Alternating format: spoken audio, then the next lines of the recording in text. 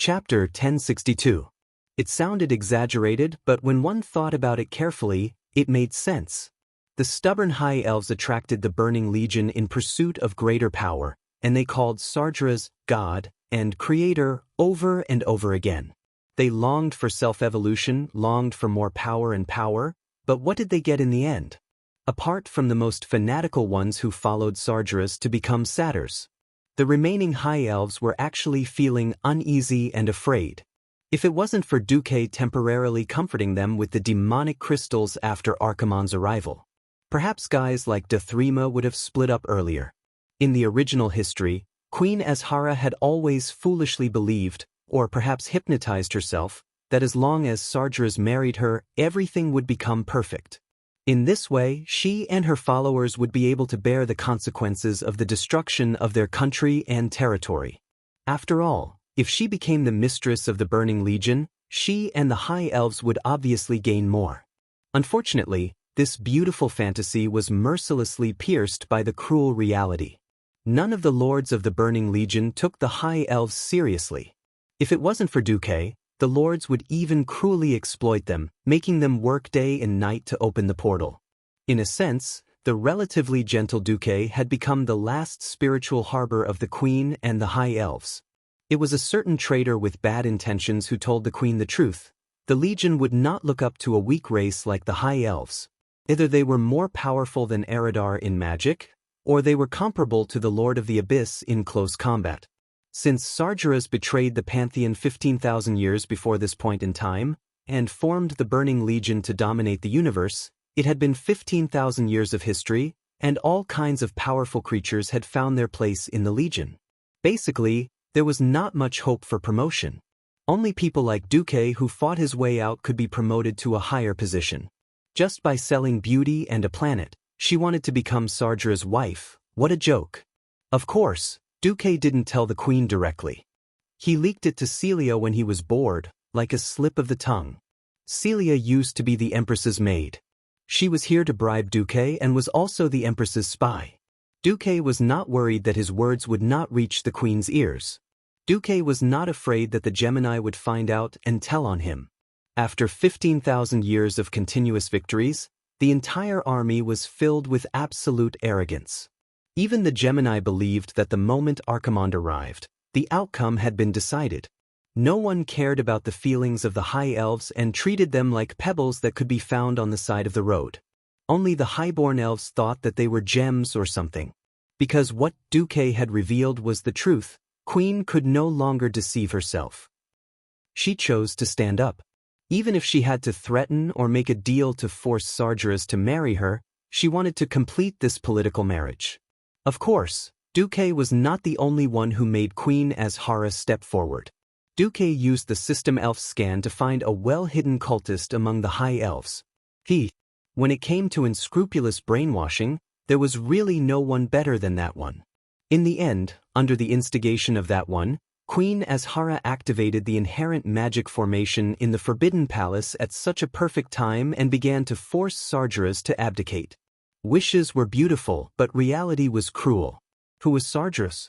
Just because of a disagreement, he flipped over his boss's car and ran off to work alone. Then, as if he had too much on drugs, he casually killed hundreds of millions of creatures every few days. It seemed that such an existence would bow down to a mere elf? Then where would King Sargeras put his face in the future? Moreover, Azshara was not a beautiful orc with sexy fangs in her mouth. Her chest was as big as a coconut, her waist as thick as a bucket, and her butt was as hard as a rock. No way. Of course not. President Sargeras swore to die. His earth-shattering roar resounded throughout the world. Even the thick black clouds in the sky were shaken away. What a joke. No one has ever threatened me, Lord of the Burning Legion. Demon King Sargeras, not in the past, not now. Not in the future. Insignificant worm Azshara, are you ready to pay the price for offending me? Ha, ha ha, ha, Azshara laughed. Her staccato laughter gradually became maniacal. Everyone who heard Azshara's laughter could feel the ominous and hopeless tone in her voice. Far away in the twisting nether, Tyrant couldn't help but hug Duque's waist tightly. On the other side, Azhara had indeed fallen into some kind of extreme hysteria. "Ha! Sargeras, for you, I am willing to go against the entire world. Now, all the gods and demigods in the heavens, as well as my people, want to tear me into pieces. You actually dare to tell me that I am threatening you by asking you to marry me? Ha! Ha! Actually, President Sargeras was also very bitter. Who knew that you, a nuisance queen, would marry him without even seeing him? The so-called sweetness, the so-called endless glory, were all things that you, Azhara, never agreed to." President Sargeras was also furious. His main body was still outside the spatial barrier, and he angrily tore at the spatial barrier while cursing. "Azhara, just you wait. After I enter this world, the first thing I will destroy is you and your powerless and arrogant people. Sargeras, I won't give you this chance." Azhara picked up the demon's soul that guard Captain Verosin had handed over and raised it high. The next moment, as Azhara chanted a mysterious and evil spell, everyone realized that something was wrong. "This is..." Malfurion's whole body trembled. This was not any language that existed in the world. Tracing back, it could be traced back to the even crazier Dark Empire period. That was the terrifying era when the Kalandor continent was ruled by the believers of several ancient gods and elemental lords. Out of nowhere, a few consciousnesses descended. That's it. Well done. Azhara, you will receive a reward. This continent will be destroyed, we will be free, and a new order will be established on the ruins. You will become the unique queen of this planet. Malfurion's face turned green. Not good. It's the few ancient gods of Enzuf. With the ancient gods in hand, it was definitely not a good thing. No one had thought that the crazy ancient gods would actually want to blow up Kalandor so that they could escape the cage left behind by the creation titans. Chapter 1063. Evil light bloomed in Queen Azhara's hands. Beside her were her most loyal servants. They were all fanatics who were willing to sacrifice themselves for the queen.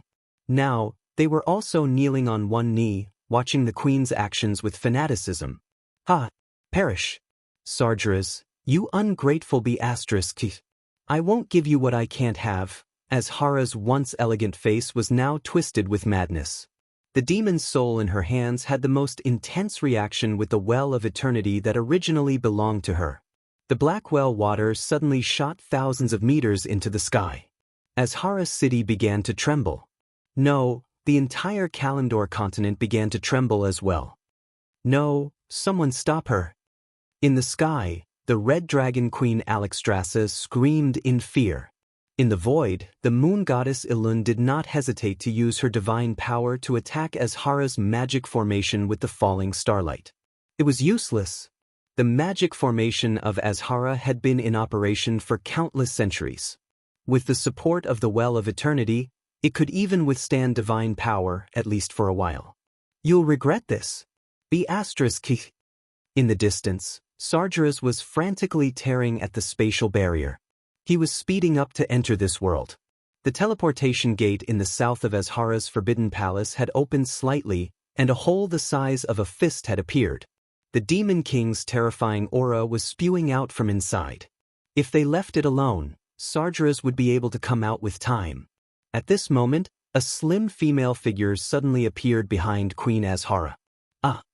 Tyrant, who was watching the live broadcast in the twisting nether, exclaimed. Unexpectedly, Duque nibbled on Tyrant's earlobe and whispered, "She's my servant." A servant who seemed to have entered without permission had changed the entire situation. Queen Azhara would never have thought that someone would be able to sneak behind her even after she had sealed off the magic circle and isolated herself from the outside world. "Your Majesty!" The guard captain, Varlison, drew his sword decisively. He was half a step too slow. Vanessa snatched the demon's soul from Azhara's hand. She didn't attack Azhara directly because Duque had repeatedly told her that the queen's magical protective gear was terrifying. It was completely synchronized, and Azhara's magic circle actually had such a small gap. Everyone could see that Ronan was pressing something that looked like a pillar. The magic radiance spreading from his hand told everyone that this was his doing. Under the guidance of a certain trader surnamed Du, Luo Ning effortlessly found the node of the magic formation that outsiders didn't know about and interfered with it. Vanessa threw Demon's Soul to Malfurion in the most glamorous way. Roddick, Alexstrasza, please lend me your strength. I might even have the chance to destroy the portal. Hurry, the chance is fleeting. Malfurion shouted. In the distance, the four dragon aspects, Luo Ning, Krasus, all the powerhouses of the allied army who could control their mana were offering their power. The colorful elemental light flew towards the tiny druid. At the same time, the lords of the Burning Legion also pounced over crazily, trying to stop Malfurion. All the powerhouses of the allied army, including Grom, pounced at the lords. They wanted to use their own bodies to stop the demon lord's interference. Everything was ready, and all they had to do was wait for Malfurion's final attack. If their last effort failed, none of them would survive. Malfurion's eyes flashed with the light of power. He directed everyone's mana towards the portal, where Sargeras had already dug a huge hole big enough for a Lord of the Abyss to pass through.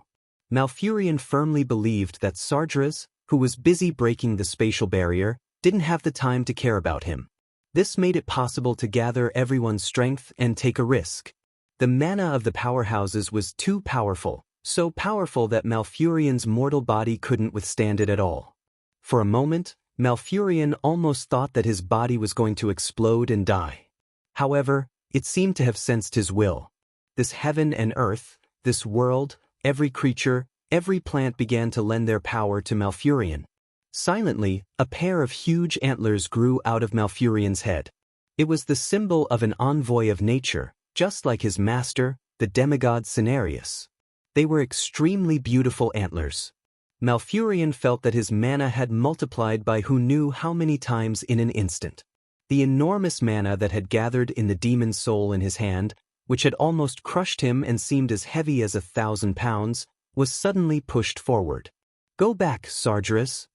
Malfurion roared, and an indescribably huge surge of mana shot towards Sargeras like lightning. Originally, they thought that Sargeras would be directly pushed back by this huge force. Everyone was wrong. The huge energy mass that was the size of a small mountain was actually blocked by Sargeras with one hand. Just the black gas on his hand was already stopping the energy mass from going any further. What was more terrifying was that the evil dark power started to envelop the energy mass. It wasn't hard to imagine that if Sargeras was given a few more seconds, all the efforts of the Azeroth heroes would be for nothing. No, almost everyone screamed in their hearts. Just then, a green figure fell into the portal like a meteor. The green figure was so inconspicuous that if they didn't pay attention, they would easily have missed it. In the next moment, everyone saw a shocking scene. Sargeras, the great demon, was actually injured, but only a small one. There was a shallow wound on his right leg. Krasus' sharp eyes recognized that it was caused by a large sword. It was Brock's blade of Cataclysm. Every transmigrator's eyes were filled with bewilderment. None of this seemed to be possible. However, the magic sword that came from Archimonde's corpse 10,000 years in the future had really injured Sargeras. This top-grade greatsword had caused substantial damage and pain to Sargeras, who had an extremely high defense. Malfurion seized the opportunity when Sargeras was momentarily distracted. Explode! He easily detonated the energy. Finally, at the position of the portal, there was an earth-shattering explosion. Not just the portal. Even the branch of the Well of Eternity that was connected to the portal was affected. In less than half a second, even the entire Well of Eternity changed color. Not good. If this happens, not just the Well of Eternity, but the entire planet will explode. In the sky, Izra's face was pale. Chapter 1064. On Earth, in the era of the most serious confrontation, the most serious would be Old Sue and Old Me throwing bombs at each other, turning the Earth into a nuclear winter. In Azeroth, even if the Well of Eternity exploded, it would at most blow up the center of the ancient Kalimdor continent. But when the huge energy was mixed with the spatial barrier in the portal, it wasn't a simple matter of 1 + 1 = 2. Back then, the Titans of creation had put in a lot of effort to create this planet's spatial barrier. The spatial formation around Azeroth was not only a barrier that prohibited entry, but also a pillar that supported the planet's existence. It was like unscientifically taking the planet's core out of the atmosphere and wrapping it around the planet. If the planet's core was forcefully smashed from the outside, the planet would be finished. Of course, it wouldn't be so troublesome for the Burning Legion to just destroy the planet, but it would be much more troublesome to squeeze in and snatch the treasures inside. Malfurion detonated the huge ball of energy that crashed into the portal, causing the entrance of the huge vortex to tremble continuously. Then, it lost its internal strength, and the portal began to collapse. The edges of the portal that were burning collapsed one after another. As a fallen titan with supreme divine power, Sargeras still wanted to forcefully rebuild it with his powerful spatial magic.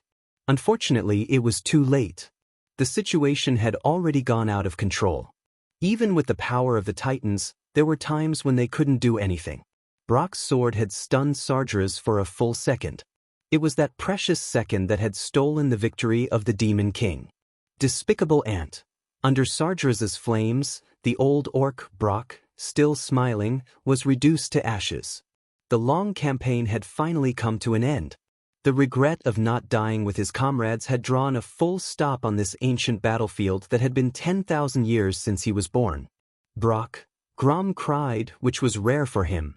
Many of his comrades had died on the battlefield, but he didn't cry. Even when most believed that the tribe had perished, he didn't cry. But when this comrade whom he wasn't too familiar with, nor was he unfamiliar with, slashed out in order to save the world, the great Grom Inferno roared and cried. His lacrimal glands seemed to have collapsed, allowing tears to gush out of his eyes and mix with the blood staining his face, turning his face into a mess. Unfortunately, not many beings had the time to notice Master Roar's feelings. Because the situation was still very critical, Sargeras was unwilling to accept the fate of failure. He forcefully smashed open a part of the unstable space barrier and stepped out of the portal that was about to collapse. He wanted to force his way into Azeroth and repair it at the same time. His desire caused the spatial structure of the planet to become even more unstable. Just as the explosion of the portal began to spread, the Demon King found himself stuck in the portal, unable to escape. He couldn't escape, and he couldn't retract his leg. He threw away the sword in his hand and punched the entrance with his fists, but to no avail. The passage between the two worlds rapidly shrunk until he was sandwiched tightly in the middle. Sargeras roared, his voice reverberating in everyone's hearts. "I will not fail. Absolutely not." The portal kept shrinking, and Sargeras seemed to be shrinking as well. He tried his best to open the passage, and under his immense power, the inside of the portal started to catch fire, bursting out with an indescribably terrifying energy turbulence. At the same time, this also caused a terrifying tremor that affected the entire planet's crust. "We have to do something." Nozdormu roared. "We have to push Sargeras out, or he'll bring us down with him." Alexstrasza was like a madman, forcefully taking on the big moves of the three demon lords, and rushed towards the portal. Unfortunately, she was still too far away. Is this the end? Malfurion was the most desperate. In order to stop Sargeras from entering this world, he was the one who had detonated that ball of energy. Who would have thought that this was considered doing bad things out of good intentions? If Sargeras came in, the planet would be destroyed. If the portal exploded, the planet would still be destroyed. After working so hard for so long, this was the result of despair. Who could take it? At this time, many demon lords stopped, and so did the heroes of the Azeroth Coalition army. Everyone stared in the direction of the portal with the greatest fear and despair. They were waiting for the situation to change. If it really exploded, then everything they had done would be for naught. "No. Master hasn't done anything yet." Vanessa said. "Yes. Master loves to do big things." Ronan replied. "I don't want to admit it, but at a time like this, we can only rely on him." Even Krasus nodded. After spending so much time together, Malfurion knew very well that these mysterious powerhouses were all heroes with good hearts. They had the most noble sentiments and the most resolute will to fight. They could be said to be the most resolute and perfect comrades. The him they were talking about was naturally the Nothing who had helped Malfurion and imprisoned him. He was also the Dukong that Tyrant had mentioned later on. In the end, we still have to rely on that Dukong? Malfurion's mouth was full of bitterness. He thought of many things. He thought of the peaceful days in the past, and the time he had strolled in the lush garden with Tyrant. He couldn't help but think that his last hope had actually fallen on that mysterious Dukong. How laughable. So many mortals, so many powerhouses, even demigods and true gods, all wanted to break the shackles of fate and control it with their own power. But in the end, they could only rely on Dukong, who was hiding in the Burning Legion. Malfurion thought of the time when Tyrant cried and asked his trapped soul, "What should I do?" The helplessness of giving up on love still gnawed at his heart like a poisonous snake. "Bastard! I don't care if you're willing or not. You've already taken away my most precious thing, and the fate of billions of lives on this planet is in your hands. Don't disappoint us. Otherwise, even if we die, we'll curse you with the fiercest power possible." Malfurion thought back to Duque's pitch-black appearance and tried to convince himself to trust this mysterious and unreliable fellow. It was rare that even Malfurion the honest guy let out such a cry. Not to mention other existences. Who was it? It didn't matter who it was. Who could save Azeroth?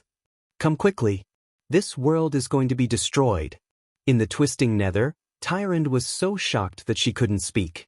At this moment, Duque suddenly grabbed her hand and smiled. "Did you know? The best singers are always the last to appear." Under the gaze of tens of thousands of people, as the Demon King roared and hit the wall with all his might, a huge shadow of a black figure suddenly appeared above the portal. It was Duque in his shadow form. "Come back, Sargeras." The next moment, an irresistible suction force came from the other end of the portal and forcefully pulled Sargeras back into the portal. Chapter 1065. Master! Master! I knew it, bastard, couldn't you have shown up earlier? Vanessa, Ronan, Krasus, and Grom spoke in different tones, but they expressed the same meaning.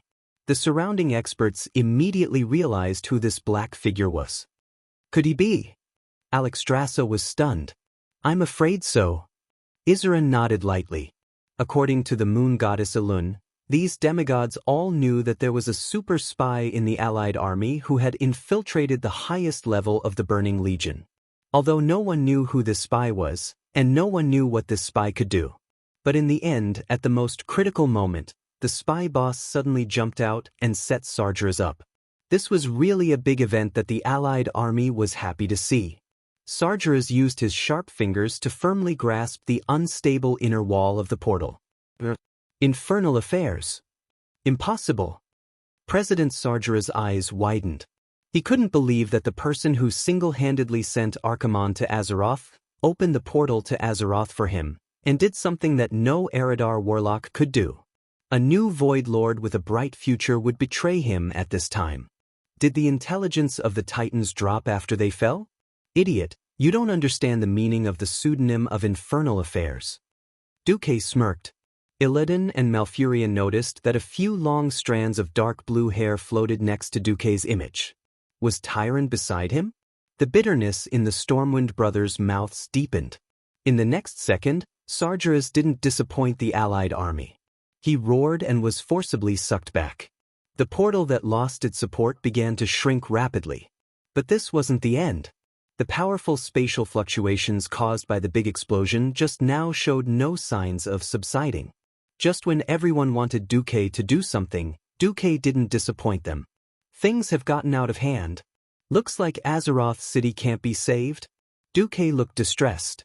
Even though Duque was talking about something terrifying, the faces of all the big shots of the Allied forces were filled with unconcealable surprise. Previously, the planet could not even be saved. It could explode at any moment, and everyone would be wiped out. Now, they were only going to blow up Azhara? Is this for real? If this was the price they had to pay for this world-shaking battle, then wasn't this price too light? No one dared to say that Duque could or could not do it. Every big shot raised their heads and waited for Duque to make his move. In the distorted void, Duque turned around with a smile. "Oh, I told you that I would let you witness a miracle." Tyron still couldn't believe it. She felt like she was dreaming. How did the terrifying Sargeras get sucked back just like that? Du Kong isn't lying to me, right? It couldn't be a fabricated illusion, right? If these were all illusions, then weren't these illusions a little too realistic? Tyron suddenly realized that Duque was holding her hand and pressing a large blue button. Just now, Duque had pressed the leftmost button. This is the second button that will make the Burning Legion pay a heavy price. You've wronged yourself and sacrificed so much. Shouldn't you vent your anger now? Tyron was completely dumbfounded. She subconsciously chose to believe Duque, and pressed the button with her trembling hand. In Azeroth, although the Demon King had been sucked back, which was an unbelievable result, the crisis was still there. Either the following explosion would destroy everything, or the portal would remain open, and the Burning Legion and Sargeras would still have a chance to enter Azeroth again. Just then, the intense explosion that seemed like it was about to spread to the entire world suddenly stopped. There was a sudden deathly silence in the air, as if the entire world had become silent. The wind stopped, and even the water from the well of eternity that had almost reached the sky fell back down. There was no longer any sound. This strange scene made all the big shots of the allied forces look at each other. 3 seconds later, the roar of the wind resounded throughout the well of eternity, Azeroth, and even the entire Kalimdor continent. A seemingly chaotic gust of wind surged in the air. Even though it was turbulent, it had the power of a hurricane. Fortunately, Isra managed to dodge it in time. Like an apocalyptic storm, the wind blew violently. It was more violent than any hurricane that mortals had ever seen before. The giant dragons in the sky were caught off guard and were sent spinning in the air, flying around randomly, and even crashing into each other. Unexpectedly, they soon regained their balance. Only a few unlucky ones who collided with each other grimaced in pain, but this was nothing to the thick-skinned wyverns. More importantly, the wind just now seemed to have disappeared. The focus wasn't on the wyverns, but on the demons. The Doomsday Guards and all the flying demons couldn't escape this disaster. These winged demons couldn't control themselves in the air, and they couldn't do anything about the terrifying hurricane. A few demons crashed into each other, their skulls cracked and limbs broken. Many demons died just like that. But in the strong wind, their corpses didn't fall down. Instead, they spun rapidly on the surface of the well of eternity. It was as if a supergiant was drinking pearl milk tea, and these tragic demons were the so-called pearls. The next moment, the suction force suddenly increased 10-fold, then 100-fold. But to the giant dragons, this violent hurricane was like a summer breeze. They didn't feel anything at all. To their enemies, it was hell. They were in a mess. Tens of thousands of Doomsday Guards spun in the air, until the last one was mercilessly sucked into the portal. The big shots of the Allied forces were dumbfounded. They never imagined that there was such a terrifying spell or some kind of device in the world, and that it was specifically used against demons. The demons that were still breathing wailed loudly, just like the screams of the weak creatures they had destroyed and slaughtered. But it was useless. They were like scraps of paper in a wild storm, unable to resist this terrifying storm. Not only the Air Force, but even the ferocious-looking demons on the ground were sucked into the portal from all directions. At first, it was the smaller ordinary demons like the Hellhounds, then the Demon Guards, and in the end, even the larger demons that weighed dozens of tons couldn't escape. The demons instantly rushed into the huge portal. In the eyes of others, their bodies began to distort and elongate like noodles. Finally, they became incomparably long, liquid-like things that were sucked into the portal. In the end, nothing could be seen. Chapter 1066. The terrifying suction force spread to the demon lord's body. Manarotha's movements started to slow down.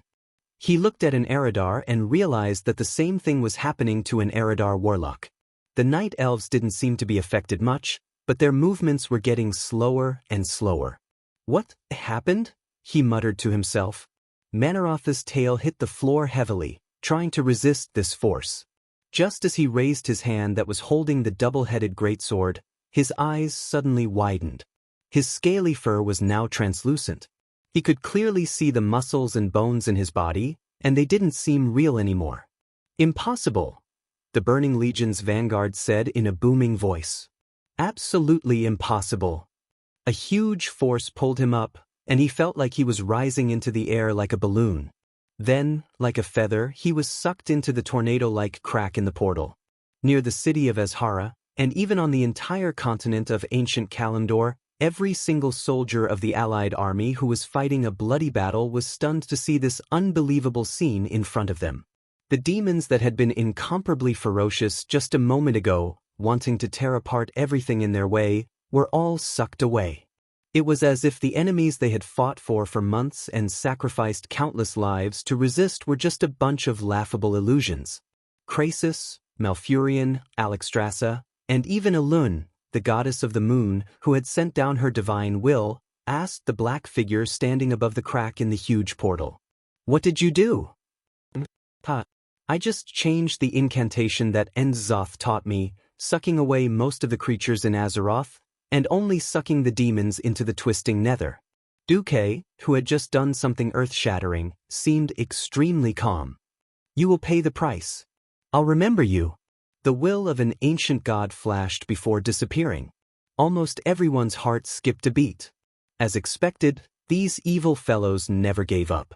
However, to be able to change the incantation of an ancient god, where did this Dukong come from? One had to know that in this era, there weren't many existences who understood the ancient god's incantation, unless they were evil cultists hiding in the dark. Speaking of which, this guy really doesn't have any psychological burden at all. First, he sold out the Burning Legion, then the ancient gods. He was so daring and reckless. I really don't know how to describe this crazy and outstanding spy. At this moment, the teleportation gate was slowly closing. Unfortunately, the well of eternity that had calmed down for a while began to boil again.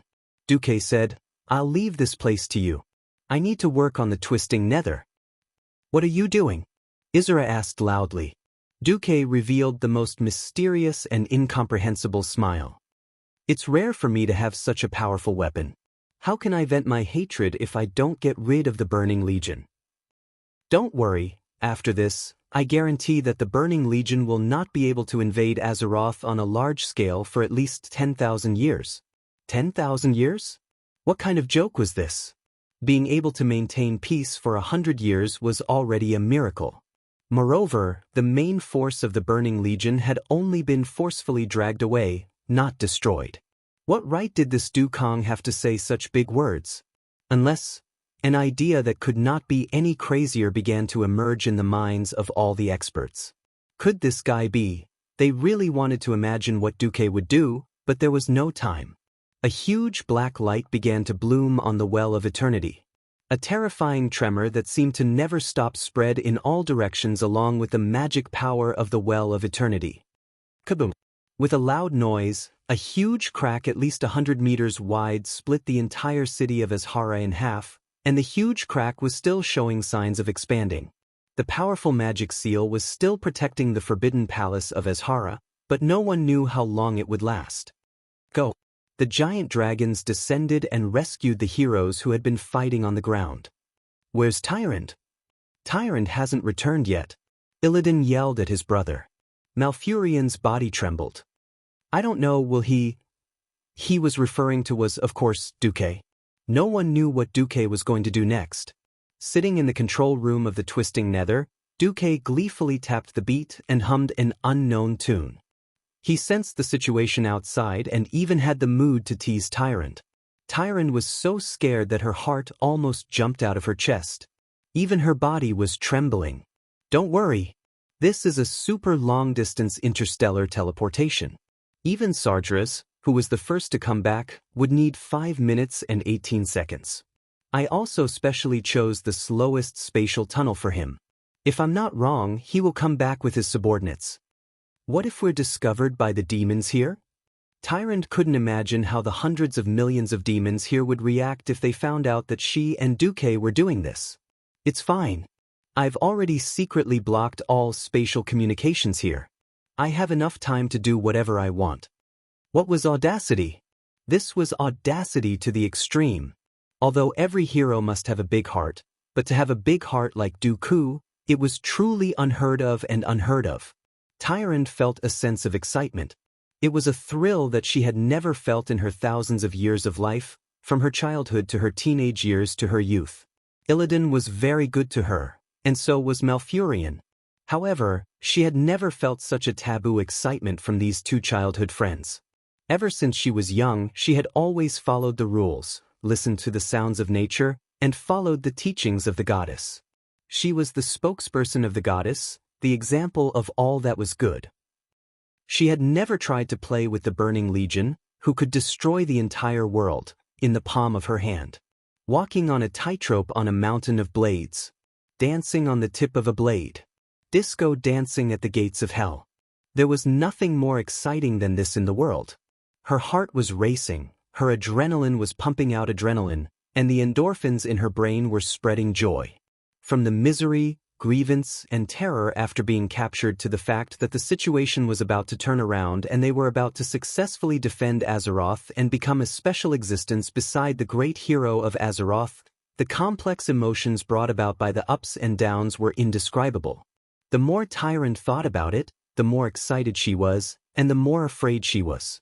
Unknowingly, all her thoughts and concerns were placed on this strange man who had once rudely dominated her, gave her despair, and gave her the greatest hope.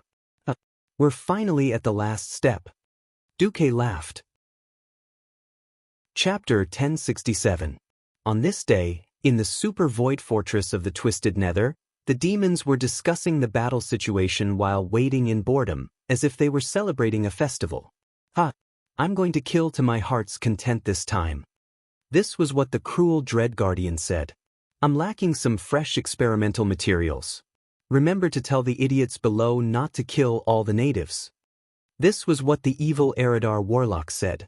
No one expected that just as everyone was looking forward to a grand and magnificent victory, there would suddenly be movement in the incomparably huge circular teleportation portal.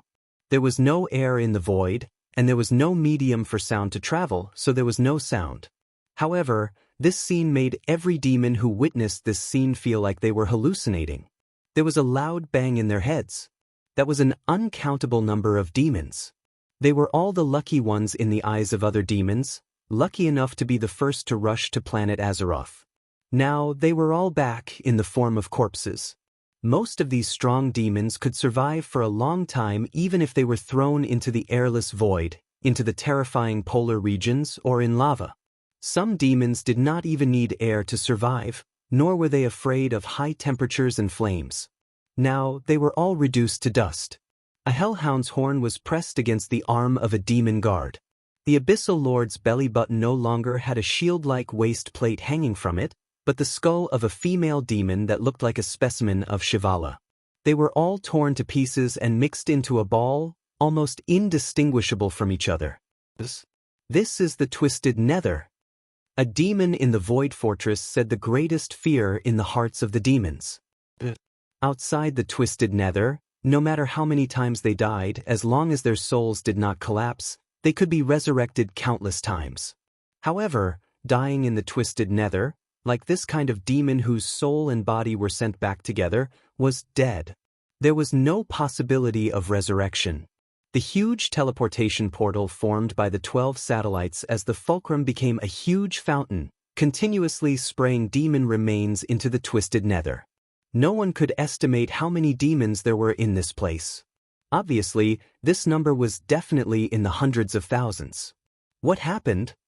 Jaden, who was in charge of guarding and dispatching reinforcements, rushed over when he heard the news. As soon as he flew out of the Void Fortress, he saw a large piece of trash being spat out by the portal along with hundreds of larger pieces of trash. The Archherons and Void Dukes were different from ordinary demons. Although they were in a sorry state, they didn't suffer too much damage. Archimonde? Jaden's eyes lit up. He finally met someone he could talk to. What happened? If the low-level demons below died, then so be it. In any case, there were so many of them. It wouldn't hurt even if thousands of them died. But it was different for demon lords and Archimonde commanders. Even if he wasn't on good terms with Archaeans, in terms of overall interests, Jaden was still in line with Archaeans. When the magical Eridar language reached Archimonde's ears, he was still confused. I don't know either. I just fought on the front lines. There was a guy who looked like a white deer who was very powerful. It took me a lot of effort to barely defeat him. All of a sudden I was pulled back. At this time, Jaden, who had regained his senses, remembered that there was someone else he could ask about this situation. That was the high-tier Void Lord in charge of the portal. His thoughts were immediately interrupted, because Sargeras had actually returned.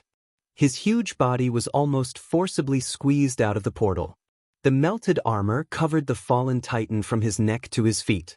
Sargeras's entire body exuded a black, violent magic. This magic was shockingly powerful. Just looking directly at it would be enough to stab one's eyes and cause pain.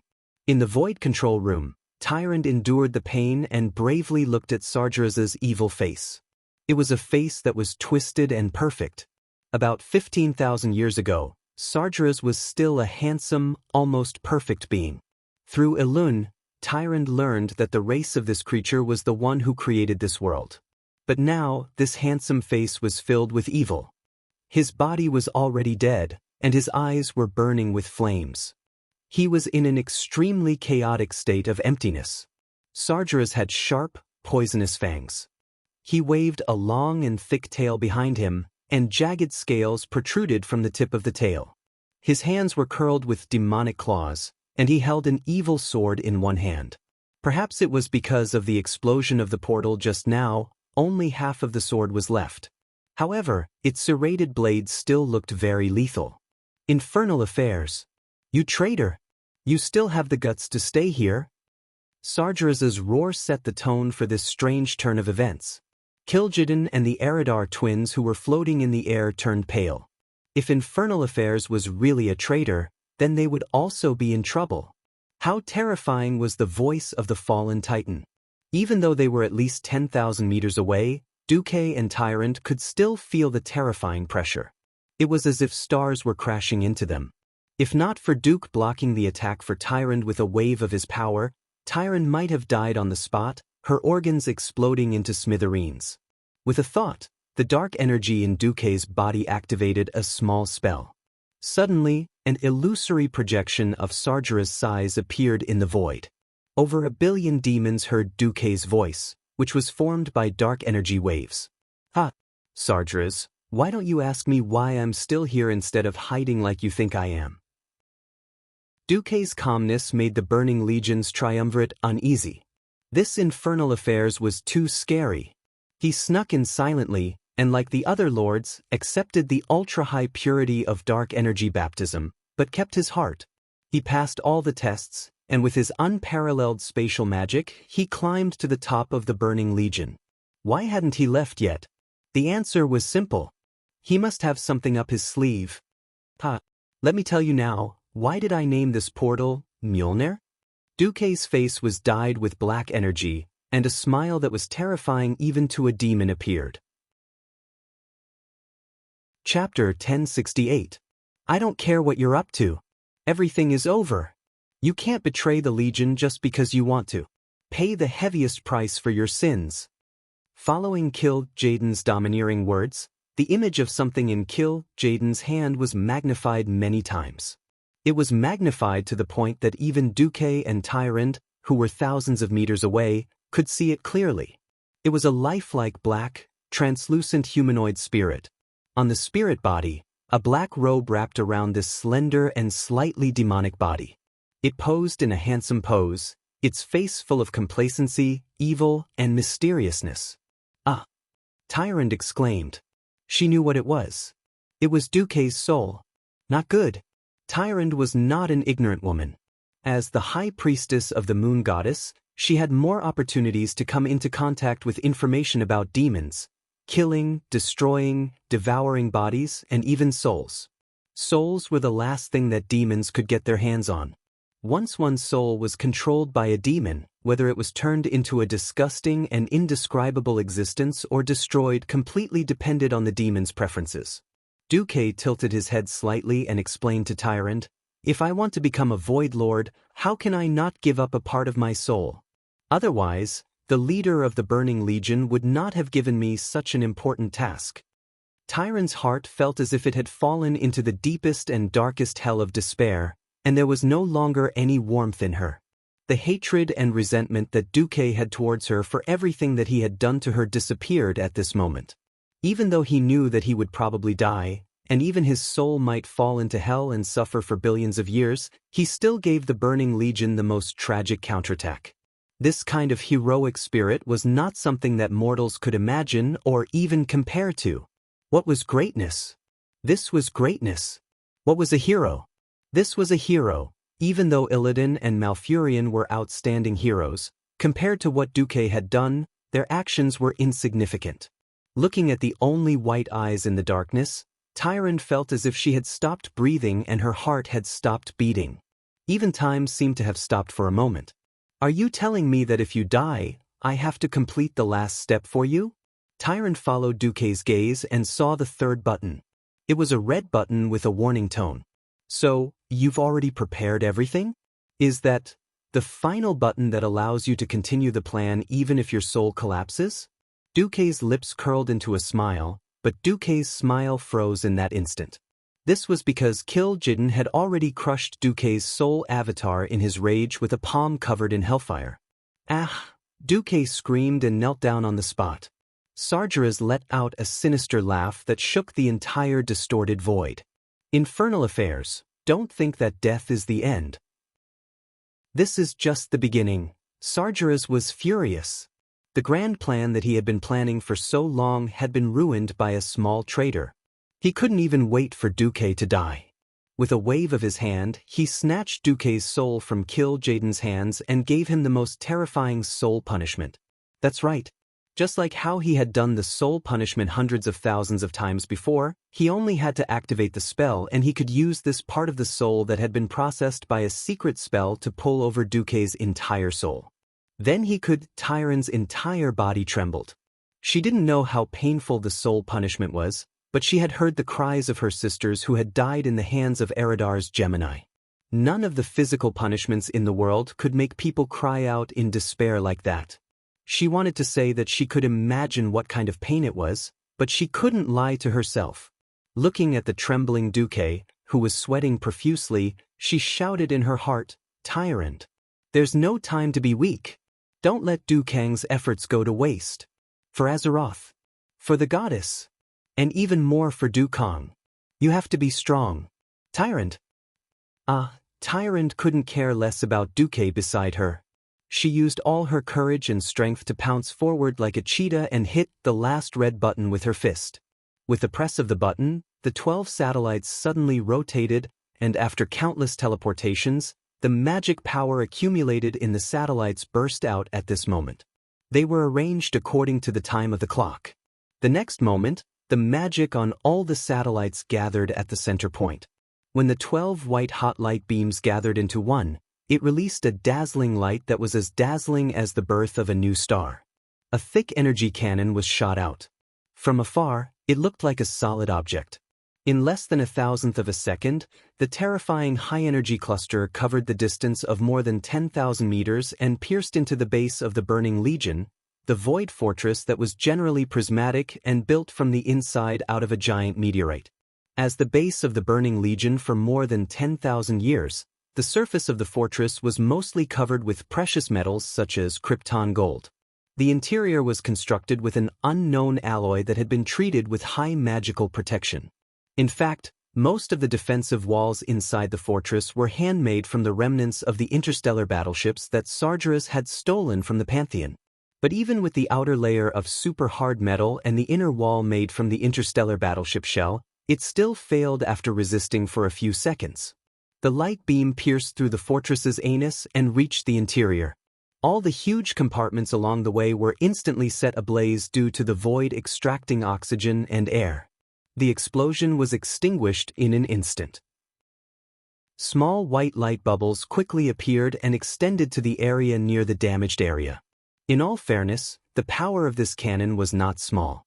It was enough to withstand the energy waves caused by hundreds of interstellar battleships exploding at the same time. This meant that in that instant, the Void Fortress had lost tens of thousands of demons. Sargeras didn't care. Compared to the Burning Legion, which had hundreds of millions of soldiers, the loss of tens of thousands, hundreds of thousands, millions, or even tens of millions would not affect the Burning Legion's foundation.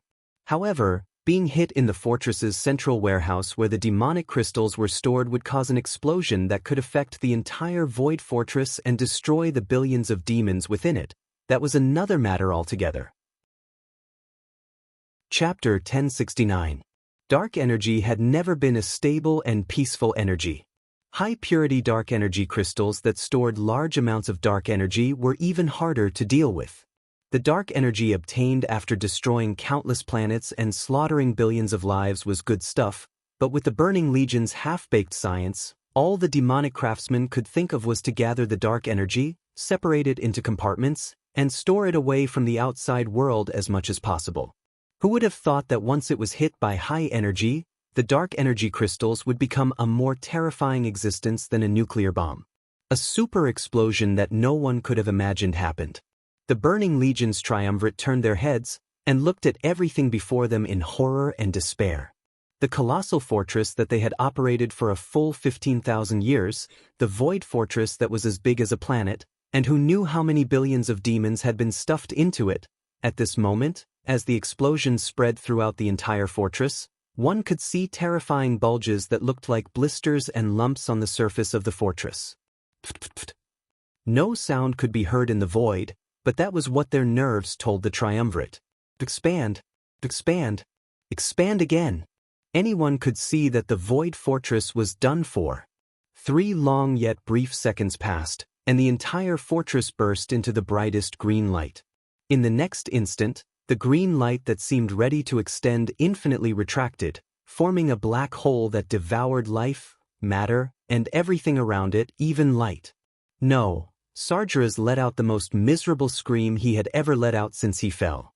Ever since the Pantheon's rebellion, his 15,000 years of hard work had been destroyed in his lair. Tyron stared blankly at the scene on the holographic screen. She was crying, and 2 streams of tears had uncontrollably dyed her face red. She was laughing, because she suddenly felt that the burden on her shoulders since the Burning Legion's invasion had vanished. At the same time, she had accomplished everything she had to do. Dukang, do you see that? I fulfilled our wish. The Burning Legion has been dealt a heavy blow. We've succeeded. I'm here to accompany you now. Perhaps we will suffer eternal torture together. But I don't care as long as I'm with you. At the last moment, Tyrant thought of the Stormrage brothers, but she quickly pushed them out of her mind and turned towards Duque like a moth to a flame. Turning Duque's body over, Tyrant began to rain kisses on Duque's face like a madwoman. She didn't know when the Burning Legion's Big Three would come to deal with her, but she didn't expect to return to the forest that gave birth to her. She wanted to seize the last chance to be intimate with Duque. At this moment, a scare happened. Duque suddenly grabbed her waist and scolded, "Stupid woman! Stop kissing me. You're hindering my spell casting." Casting spells? What spell? Tyrant, who was in a state of confusion, asked subconsciously. Duque cursed, "Of course it's to open a portal and run away. If we don't run after acting tough, are we going to wait for the 3 heavyweights to kill us? What's wrong with you?" Tyrant was extremely shocked, and then ecstatic. She wanted to ask Du Kong why his soul wasn't taken away. "Let's run first." Duque jumped into a portal with Tyrant in his arms. On the other side, the Burning Legion's Big Three also realized that something was wrong. Oh no. Impossible? How could he? By the time they wanted to stop it, it was already too late. Firstly, they were caught off guard. Secondly, the space around them had already started to shatter. Thirdly, in terms of spatial magic, none of them could compare to Duque. The 3 of them, who could destroy a world with just a raise of their hands and feet, could not do anything. They could only watch as Duke, whose soul should have been shattered and whom they could do whatever they wanted to him, jumped up and ran away with the girl. He ran away. That's right. He really ran away. Ah! Sardras, Archimond and Cultivation let out furious, heart-wrenching, and abnormally twisted roars at the same time. None of the Void Lords dared to go near the three heavyweights. They were afraid that they would be destroyed if they offended them. The Eridar twins were terrified as they hugged each other and trembled. They knew that since the infernal affairs had run away, someone else would have to take the blame. They had single-handedly selected the infernal affairs, so they had no way to escape. In the void, everything around them was strange and blurry. Images that had been distorted by time and space rushed towards them at high speed, and then were thrown far behind them. She hugged Duque tightly, feeling Duque's warmth and heartbeat. Tyron didn't dare to do anything drastic, because interstellar travel was a very dangerous thing. If she didn't die in the distorted void after completing such a feat, it would be a joke if she ended up hanging in a spatial crack somewhere in the universe. How did you avoid the soul punishment? Unable to suppress her curiosity, Tyron chose to ask the question that had been in her heart for a long time. My soul is a little special. Once I lose it, it has nothing to do with the core of my soul. That's possible? Tyron was a little shocked. The universe is very big. Anything can happen. Yeah. Tyron didn't ask any more. She quietly rested her head on Duque's chest. How did Duque avoid the soul punishment of Cultivation? Don't forget, Duque was the one and only person in this world who could resurrect himself. His soul was the most special existence. Every time he died, Duque would lose his soul and humanity. Once his soul left Duque, it would be like losing his moral integrity. It would have nothing to do with Duque anymore. Would a person who was used to having his soul deducted for a long time, and who could do good deeds, fuse with or inherit the soul, integrity, of a saint really be afraid of soul damage like normal beings? Stop joking. Even Duque himself didn't know how much of his soul was originally his after inheriting Mediv and Alonsis Fail's moral integrity. How long had passed? Tyron didn't know either. She just realized that she was enjoying the process of being alone with Duque. There was no more responsibility or terrifying threats. There was only peace and security. How she wished that this kind of time could continue endlessly. Unfortunately, after a series of rumbling sounds, Tyron suddenly realized that she and Duque had returned to Azhara City. However, it was Azhara City that was on the verge of destruction. Even though Duque had absorbed most of the power of the Well of Eternity when he sucked Sardras away, the destruction still continued. It was just that it was slightly less than expected. Stepping out of the teleportation gate, Duque was a little stunned. He saw a familiar face not far from him, looking at him in shock. Silea Ubatilia. Chapter 1070. Outside the side hall that Duque had once stayed in, a violent gale was howling incessantly, and thunder rumbled incessantly. However, the side hall that had been secretly solidified by a certain person with a magic seal seemed to be the only safe island in the whirlpool of despair that was the Well of Eternity. Ever since he descended into this world, Duque had not had the chance to go anywhere other than the twisting Nether and Azhara City. He was no longer a mage, so he could only use the space magic array that he had asked the warlocks of Eridar to prepare in advance to teleport. Setting the space seat here was a last resort. However, Duque did not expect that this elf maid, who was once tied up by the queen and could be stripped naked with a pinky, would appear here at this time. It was hard to describe the look in Silegia's eyes. Was it guilt? Fear? Longing for redemption? Or asking for pity? He did not know. It was probably all kinds of emotions, but they were all mixed up in her eyes. Even though the surroundings were noisy, Silegia could clearly hear the sigh that came from Duque's lips. Sigh. An invisible and untouchable barrier appeared between their hearts. There was no word, but Duque's eyes said, "I gave you a chance." Duque had tested her before.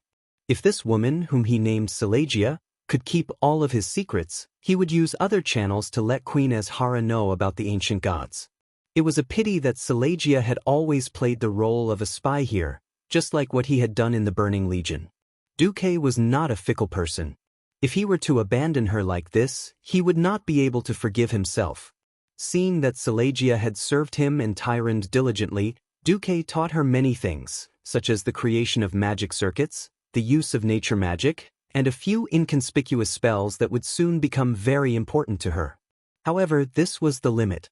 Looking at Duque, who no longer had a dark aura around him and was instead glowing with a gentle golden light, it was clear to Celia that Duque was a member of the Allied army. His entire body trembled violently, and his mouth squirmed for a long time, but not a single word came out. However, the pleading look in his eyes became even more intense. Sure. She still wanted to beg Duque to bring her along. Duque shook his head decisively. Everyone has to be responsible for their own actions. No matter what my identity is, since you chose to be loyal to your empress and didn't swear to be loyal to me from that moment onwards, the result is already set in stone.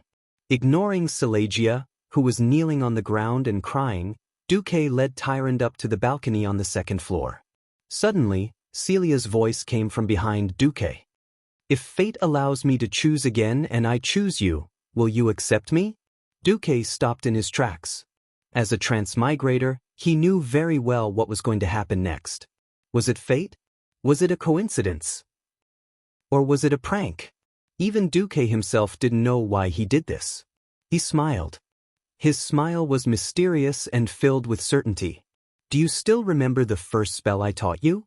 Celia, who had already given up all hope, suddenly raised her head and nodded vigorously as if she had found a life-saving straw in her most desperate moment. Her eyes were filled with tears. It was unknown whether they were tears of regret, desire for redemption, or both. Duque said leisurely, "Not everyone has the right to stand by my side. Back then, I entered the Burning Legion with the determination to endure 10,000 years of torture. If you have the courage and perseverance, when we meet again, I will accept you as my maidservant." Duque left. He left in a carefree manner. He didn't take a single cloud with him, but he also left a bitter maidservant behind. He didn't know if this would become an ill-fated relationship, but at the very least, Duque had no regrets. He didn't owe Xianxia anything. Walking up to the balcony, they heard a deafening rumble. Even Duque felt a little scared, let alone Tyrande. "Look," Tyrande whispered into his ear, "Azhara City." They looked into the distance. What they saw was a terrifying scene. The ground of Azhara City had been split in half. The core of the city had fallen into a huge canyon that was at least a few kilometers deep. The entire inner city was sliding towards the Well of Eternity, and the city was surrounded by water. Only by craning their necks to the highest point could they see the huge waterfall that seemed to reach the sky. Azhara City was in the middle of a huge whirlpool of water. The Well of Eternity was dragging the nearby ground towards its deep hole, as if it was going to swallow the whole of Kalimdor. Azhara City floated on the black water, and the isolated island floated up and down like the wreckage on the water's surface. The funny thing was that the Elven Palace was still standing there, almost undamaged. As Azhara City neared the center of the whirlpool, ominous lightning flashed around the city. Unlike most of the things that left Kalimdor, Azhara City was heading straight for the center of the lake. Duque felt Tyrande's grip tighten. She hugged Duque's waist tightly, as if she wanted to melt her soft and elastic body into Duque's. Duque wasn't worried about his own safety. His entire body was emitting a pure golden holy light, as dazzling as a lighthouse in the dark. No matter what the reason was, as long as the leaders of Azeroth wanted to know what had happened in the Twisting Nether, they definitely wouldn't let Duque die so easily. Moreover, he was hugging the high priestess of the moon goddess Elune. There was no need to call for help at all. For huge figures of different colors rushed out of the clouds at high speed, falling straight down. The Dragon Kings descended rapidly from the sky and hovered in the air. This was the flying ability of the Dragon Kings. Alexstrasza, Malygos, Isra, and Nozdormu, the 4 Dragon Kings surrounded the side hall next to the Forbidden Palace of Azhara. The Red Dragon Queen stretched her long dragon neck. "There's no time. Quickly ride me." Duque smiled and hugged Tyrande. He turned around and rode on the back of the most respected Dragon Queen in the world of Azeroth. The 4 Dragon Kings flapped their wings and stirred up a gust of wind, even blowing away the ominous storms and lightning around them. Sileka's lonely figure stood at the top of the stairs, watching as the Dragon Kings climbed up quickly. Duque turned into a small dot and completely disappeared from her sight. Chapter 1071. Sitting on the throne in the Forbidden Palace, Azhara's face lost all its color. "It's over," she murmured. "Everything is over." Azhara's maids screamed wildly around her. The queen held an empty wineglass in her hand, unwilling to believe what had happened. She was Azhara, the brightest light. She was the light, and the light was her. She was her, the supreme ruler of her people. Even though she knew that destruction was right in front of her, she still stubbornly told herself that she would never allow such a thing to happen. Sargeras refused to marry her. She was just a pitiful creature that was abandoned after being used. Perhaps many of her followers saw this humiliating scene, but she still didn't want to admit to them that she was wrong. She abandoned her people, and in the end, she was abandoned by the god that she worshipped. How ironic was this? How bitter was this? The rumbling sound of destruction grew louder and louder. The palace, which had sunk to the bottom of the water, began to be shrouded in darkness. Even the night elves' dark vision couldn't see through it. The only light in the palace came from the violent power of the Well of Eternity. The dark lake water began to surge into the palace, washing away her two maids. The maids let out shrill screams and quickly disappeared into the lake water. "I am Azhara," the queen muttered in her heart, her expression still cold. She cast a spell, and a magic shield suddenly appeared around her and the living maid beside her. "My wish is the highest." She used her powerful magic to block the lake water, but as the water got deeper, the pressure on the magic shield increased. Azhara's brows furrowed, and beads of sweat appeared on her forehead. This was the first time in her life that she had sweated. At this moment, the familiar and disgusted voice in the darkness whispered to her, "I have a way to make you stronger, stronger than before. We can help you." The queen wasn't stupid at all. Especially when a woman had just woken up from a dream of love, this woman was definitely at the smartest moment of her life. She knew that her shield wouldn't last long. Soon, the cold water would swallow her and her followers, and the glory of Azhara City would disappear from this world forever. The silver-haired elf queen nodded. Accompanied by a scream, the glass fell from her hand. Pain shot through her body. She felt her limbs twisting and entwining. She could also feel her back turning into liquid, as if it had suddenly melted. Her magic shield was obliterated. Azhara screamed in despair as she was drowned by the lake water. She could also hear other people's voices coming from the depths of the lake. Her maids, her guards, and other highborn elves who still served her. The lake water quickly filled her lungs, but she did not drown. Riding Alexstrasza, Duque watched from the sidelines as the city that symbolized the highest arcane civilization of the night elves was sucked into the center of the giant whirlpool. Duque didn't know whether he was following history or changing it. For a moment, he even had the mischievous thought that if Azhara City could be blown into pieces before it sank to the bottom, a new masterpiece would be born. Unfortunately, since he dared to attract the ancient gods and even used Queen Azhara to trick Sargeras, then the ancient gods that joined him, such as Enzos, would definitely not let Queen Azhara and her followers go. It was very likely that after a few centuries, a new horror would be born under the sea. Duque shifted his gaze away from the center of the Well of Eternity. Witnessing the standard world-shattering disaster quickly dissipate in all directions, Lin Feng's eyes widened in shock. Large pieces of land on the ancient Kalimdor continent were still being pulled into the lake, and the power of the horrifying scene didn't diminish at all. It looked like a domino effect. The land kept falling, and the horizon kept expanding. The only fortunate thing was that because the Burning Legion was massacring with Azhara City as the center, all the creatures in the vicinity had basically run away. Otherwise, it would have been another large-scale massacre, and Duque might have felt a little guilty. What a pity! Mountains were uprooted one after another. Large tracts of land split open in the raging whirlpool, and then disappeared into the center of the whirlpool.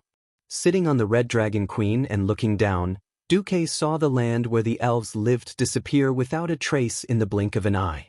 No power could withstand the destructive impact of the Well of Eternity. Perhaps to nature, even the bloody massacre of the Burning Legion was nothing. After all, what the Burning Legion did couldn't compare to what was happening now. Beyond his reach, the wheel of history still followed its inherent inertia and continued to move forward. Without the influence of external forces, everything was inevitable. A red dragon approached his queen at high speed. Ronan sat on a red dragon and waved his arms vigorously. Seeing that his master was safe and sound, he was very excited. Master Kong. Ronan, who was still very innocent, almost let it slip. Duque rolled his eyes at him. A few more dragons came over. Grom clearly saw Duque and then, he snorted and turned his head away. No one knew if he was sulking because he couldn't repay the favor, or if it was something else. Krasus also came with a smile. On the other hand, Vanessa, the maid with a belly full of evil tricks, didn't say anything, but when Duke looked at her, this bad maid, who often challenged her master in all sorts of ways, looked at Tyrande in Duque's arms. Her face was full of mockery, and she actually mouthed a few words to Duque: bird, beast, baron. No, no, no. The wind must be too strong, and my eyes must be playing tricks on me. Confess and be lenient, and you'll spend the rest of your life in prison. As an honest and reliable young master, how could Du Moke admit to such a thing? It must be an illusion. This is definitely the world's fault. Ha! In the distance, the outline of Mount Hyjal appeared on the horizon. Looking down from the sky, Duque could see the main force of the night elves moving toward Mount Hyjal. Their blue-purple figures were easy to recognize. Behind them, the waves of destruction were still far behind them, seemingly chasing them closely. Tyrande suddenly became nervous. She asked Duque, "My compatriots, will they escape?" Duque looked at the ground, and the system elf quickly compared the surrounding environment with the geography of 10,000 years in the future. If he didn't make a mistake, this would already be the territory of Du Roder in the future. Fraud Duque was very sure. It's okay, the disaster won't reach here. Chapter 1072. Duque's words sounded more like some sort of subconscious comfort, but Tyrande believed him without a doubt. Tyrande no longer had any doubts about Duke's abilities, as he was able to teleport the two of them back before the Burning Legion's 3 leaders could regain their senses and go on a rampage. If Duque said it was fine, then it was fine. Her heart, which had just started to waver, quickly calmed down. Mount Hyjal was getting closer and closer. As another base of the Night Elves' nature faction, Tyrande felt reassured every time she came to Mount Hyjal. Suddenly, Tyrande heard the goddess's voice. "My child, you've worked hard. Can I trouble you to persuade your companion to come to Mount Hyjal?" Tyrande hesitated when she heard this. She had heard from Malfurion about a few mysterious powerhouses. Including Du Kong beside him, there were a total of 3 humans. These were humans who were completely different from the humans of Kalimdor. They were powerful, mysterious, proficient in all kinds of spells, and had battle techniques that even the best night elf thieves could not master. No one knew where they came from. When they were dealing with the Burning Legion, they obviously had a common goal and naturally formed an alliance. But what about after that? Goddess Elune is looking for you? Duque suddenly asked Tyrande after sensing the goddess's power. Yes, if you don't mind, the goddess hopes that you can go to Mount Hyjal. Tyrande asked carefully. In her days, she seemed to have become that helpless slave girl again. Duque laughed.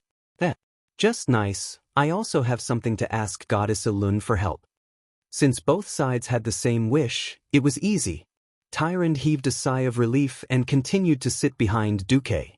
She hugged Duque's waist and pressed her Mount Hyjal against Duque's back, just like she had done in those days when she needed comfort the most. Unbeknownst to Tyrande, a few hundred meters behind her, a pair of brothers were staring at her from atop 2 dragons. Illidan shouted in his heart. It can't be like this. It shouldn't be like this. Tyrande is mine. At the very least, she would be Malfurion's. How could a jerk suddenly appear and take her away?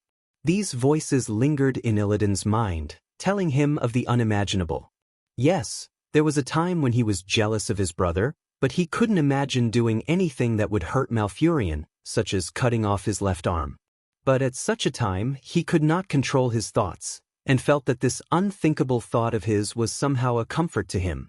If the one who stole Tyrande was her brother, at least the pain of losing her would be slightly alleviated. Deep in his heart, Illidan still hoped that Tyrande would turn back and abandon the human spy who had once served Kil'jaeden. Perhaps there was still a glimmer of hope. Given time, Tyrande would realize that the two of them were more outstanding than the infernal affairs, and he was more outstanding than his elder brother. Perhaps to many couples, Tyrande's current actions were undoubtedly the greatest betrayal of their feelings. Perhaps, many men would turn their love into hate because of this. But at this moment, Illidan, who was wearing a green turban, and his elder brother, Malfurion, who was wearing the traditional green hat of the Druids, looked at each other and saw that they did not regret their choice. Of course, he chose to forgive her. As childhood sweethearts, this was an inevitable choice, however. Compared to his elder brother who was prepared to do nothing, Illidan had a more radical approach. He secretly pinched his chest, where there were a few bottles of well water from the Well of Eternity. This was not the water that flowed into the magic vein and was diluted by the river water. This was the purest well water from the Forbidden Palace of Azhara. If I do something like this, Tyrande will definitely look at me differently, Illidan silently told himself. Dragons were the fastest flying creatures in this era. Not long after, the 4 Dragon Kings arrived at the peak of Mount Hyjal. It was only when the magnificent temple of the Moon Lady entered her vision that Tyrande realized that she had returned to her own life. That's right. Unless the goddess changed her mind, she would once again become the beautiful high priestess of the temple of the Moon Lady that countless people looked up to and worshipped. Tyrande, high priestess. Tyrande could already hear the cheers of the Elune sisters below. She awkwardly shifted to keep her distance from Duque and waved to the sisters. As they got closer and closer to the ground, Tyrande subconsciously felt a little timid. She had no idea how to tell her sisters about her experiences over the past few days. She did not know what the goddess of Elune had told her sisters, but it seemed that the sisters did not have a bad impression of her because she had been captured by the demons.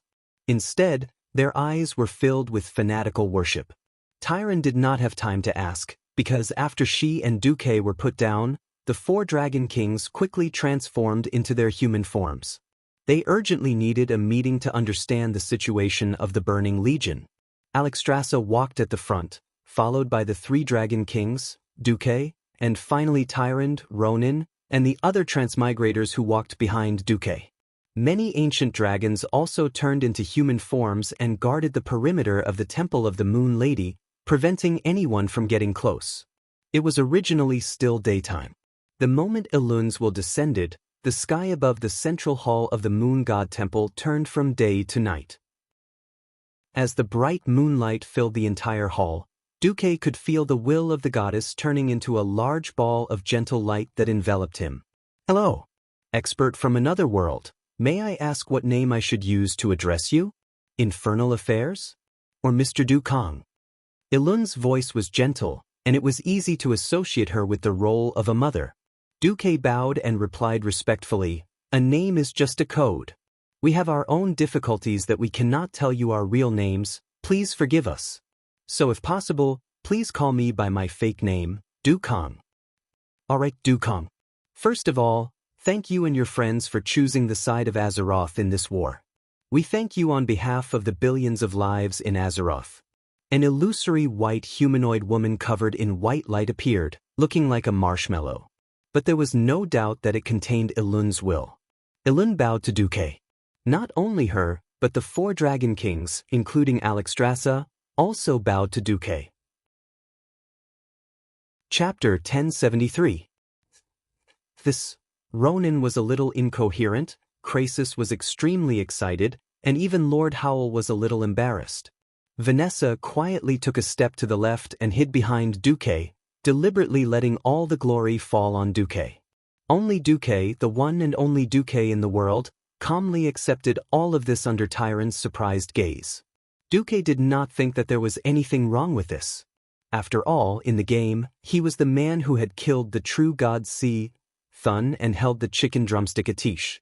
This was a habit that transmigrators naturally developed, and when faced with a grand occasion, it seemed more imposing and imposing. This was a gift from a true god and 4 demigods. Tyrant covered her mouth in shock.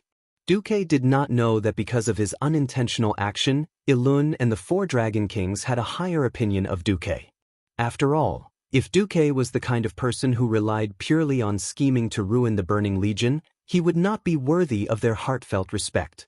But if he was a true hero who dared to bet his life and soul, fight for the world, and suffer all kinds of humiliation to finally drive away the enemy, it was a completely different matter. An existence with this kind of spirit was worthy of being worshipped by everyone no matter where they went. Phew. Ilun admired Duque very much. After letting out a light breath, she said in a very calm tone, "The other beings in the world of Azeroth, and I would like to know what happened in the Twisted Nether. My child Tyron will not hide anything from me. But we would like to know the process from your point of view." Duque tilted his head slightly. "Let me be clear. I am referring to you letting go of part of your spiritual world, and not just repeating it verbally. We have no intention of prying into your privacy, and we also know that this is very rude. In exchange, you can also state your request in advance, and we will do our best to satisfy you." Alexstrasza also chimed in. "Please do not treat this as a transaction. As a token of appreciation for your help in Azeroth, we have prepared a big gift for you. Let me stress that this is a friendly exchange. It's just that if you're willing to show us your memories, we'll give you more generous gifts. If you agree, we can give you as much as we can." As soon as she finished speaking, the 4 Dragon Kings took out the gifts they had secretly prepared and placed them on their palms. Every item was priceless. There were equipment and tools. For example, the Red Dragon Queen pulled out a translucent, illusory list for Duque to choose from. "I agree," Duque replied. "But before that, I would like to change my request to everyone." The moonlight avatar of Ilun made a "please" gesture. "Lady Alexstrasza, I want your life blessing. Bestow upon the 5 of us that we can control with our own will and possess powerful regenerative abilities." "Sure." "Master Maligos, I want copies of all the magic manuscripts of the 5 elements: fire, frost, arcane, light, and darkness. Sir Isra, I want to construct the principles and tactics of the dream world." "No problem. Sir Nosdormu, I want—" At this point, Duque suddenly switched to the Draconic language, which was even more ancient. This shocked everyone present. Nosdormu nodded. "Lastly, Goddess Ilun, my request will be made after I show you my memories." With that, Duque opened up his mind and showed Ilun and the 4 Dragon Kings what he had seen and heard in Azeroth 10,000 years ago. However, Duque cleverly divided his mind into layers. He only showed them what they wanted to know on the outermost layer. Everything that involved his privacy was blurry and dark. There wasn't even any sound. Tyrant, who was standing behind Duke, had also entered the dreamscape that Isra had created for her. She watched the video, and her heart, which had been hanging in the air, finally calmed down. If even the bits and pieces of that ridiculous period were shown without reservation, it would be a shameful play and the cruelest public execution. If this was shown, Tyron would probably have no choice but to commit suicide. Duque's display also made the few big shots in Azeroth smile bitterly. They began to understand why Duque could actually hide from those demons who were good at playing with people's hearts and prying into their souls. Of course, they understood what they wanted to know, but they didn't miss out on anything else. In order to trick the Burning Legion, Ilun did not hesitate to lose a high priest. Now it seemed that Ilun had profited greatly from this matter. Of course, the temporary death of her husband, Malorn, was another matter.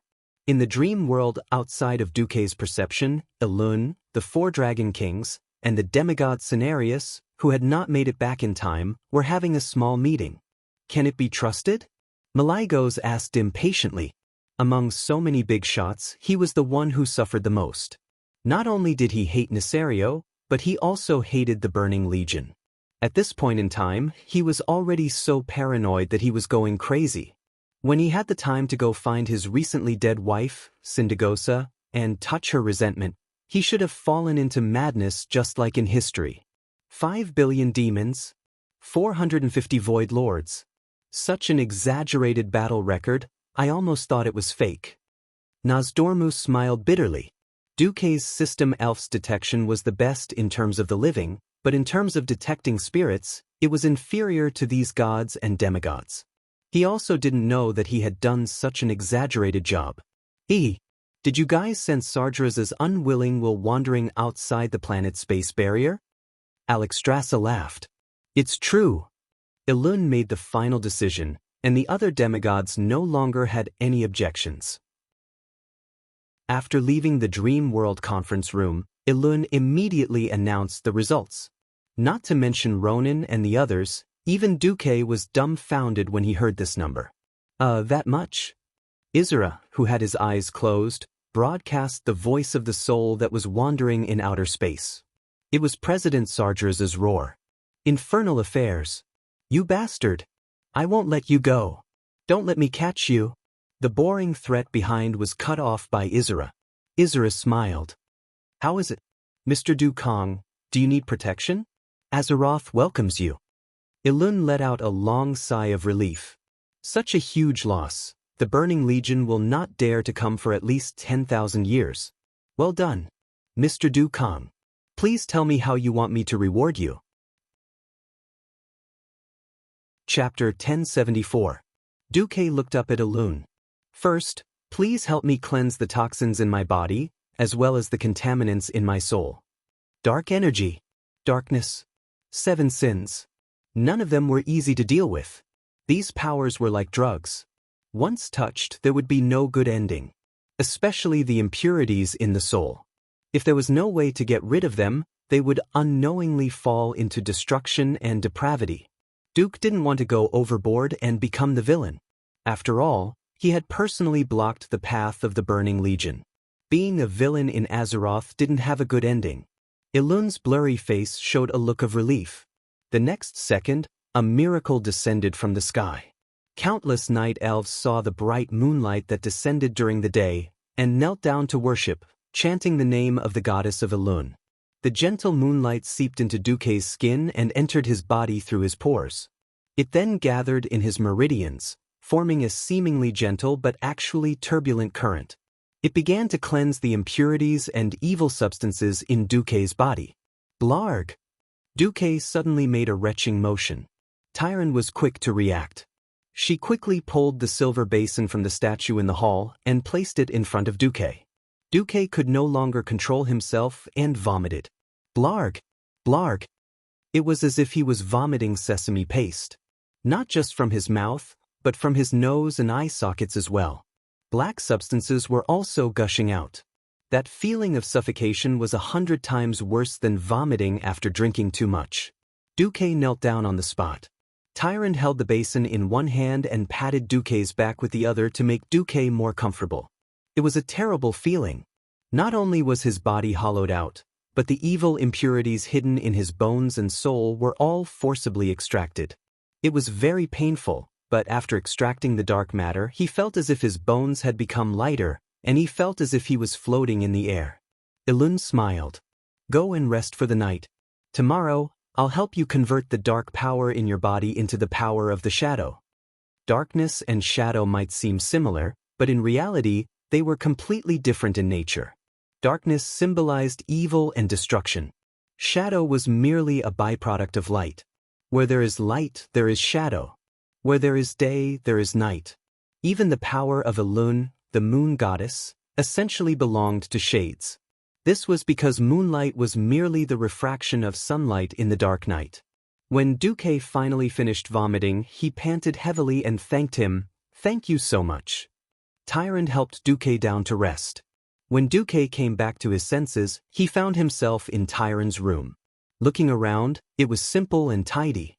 Apart from Elun's totem, it was filled with a scholarly aura. Tyron fetched a tray of water and removed Duque's clothes.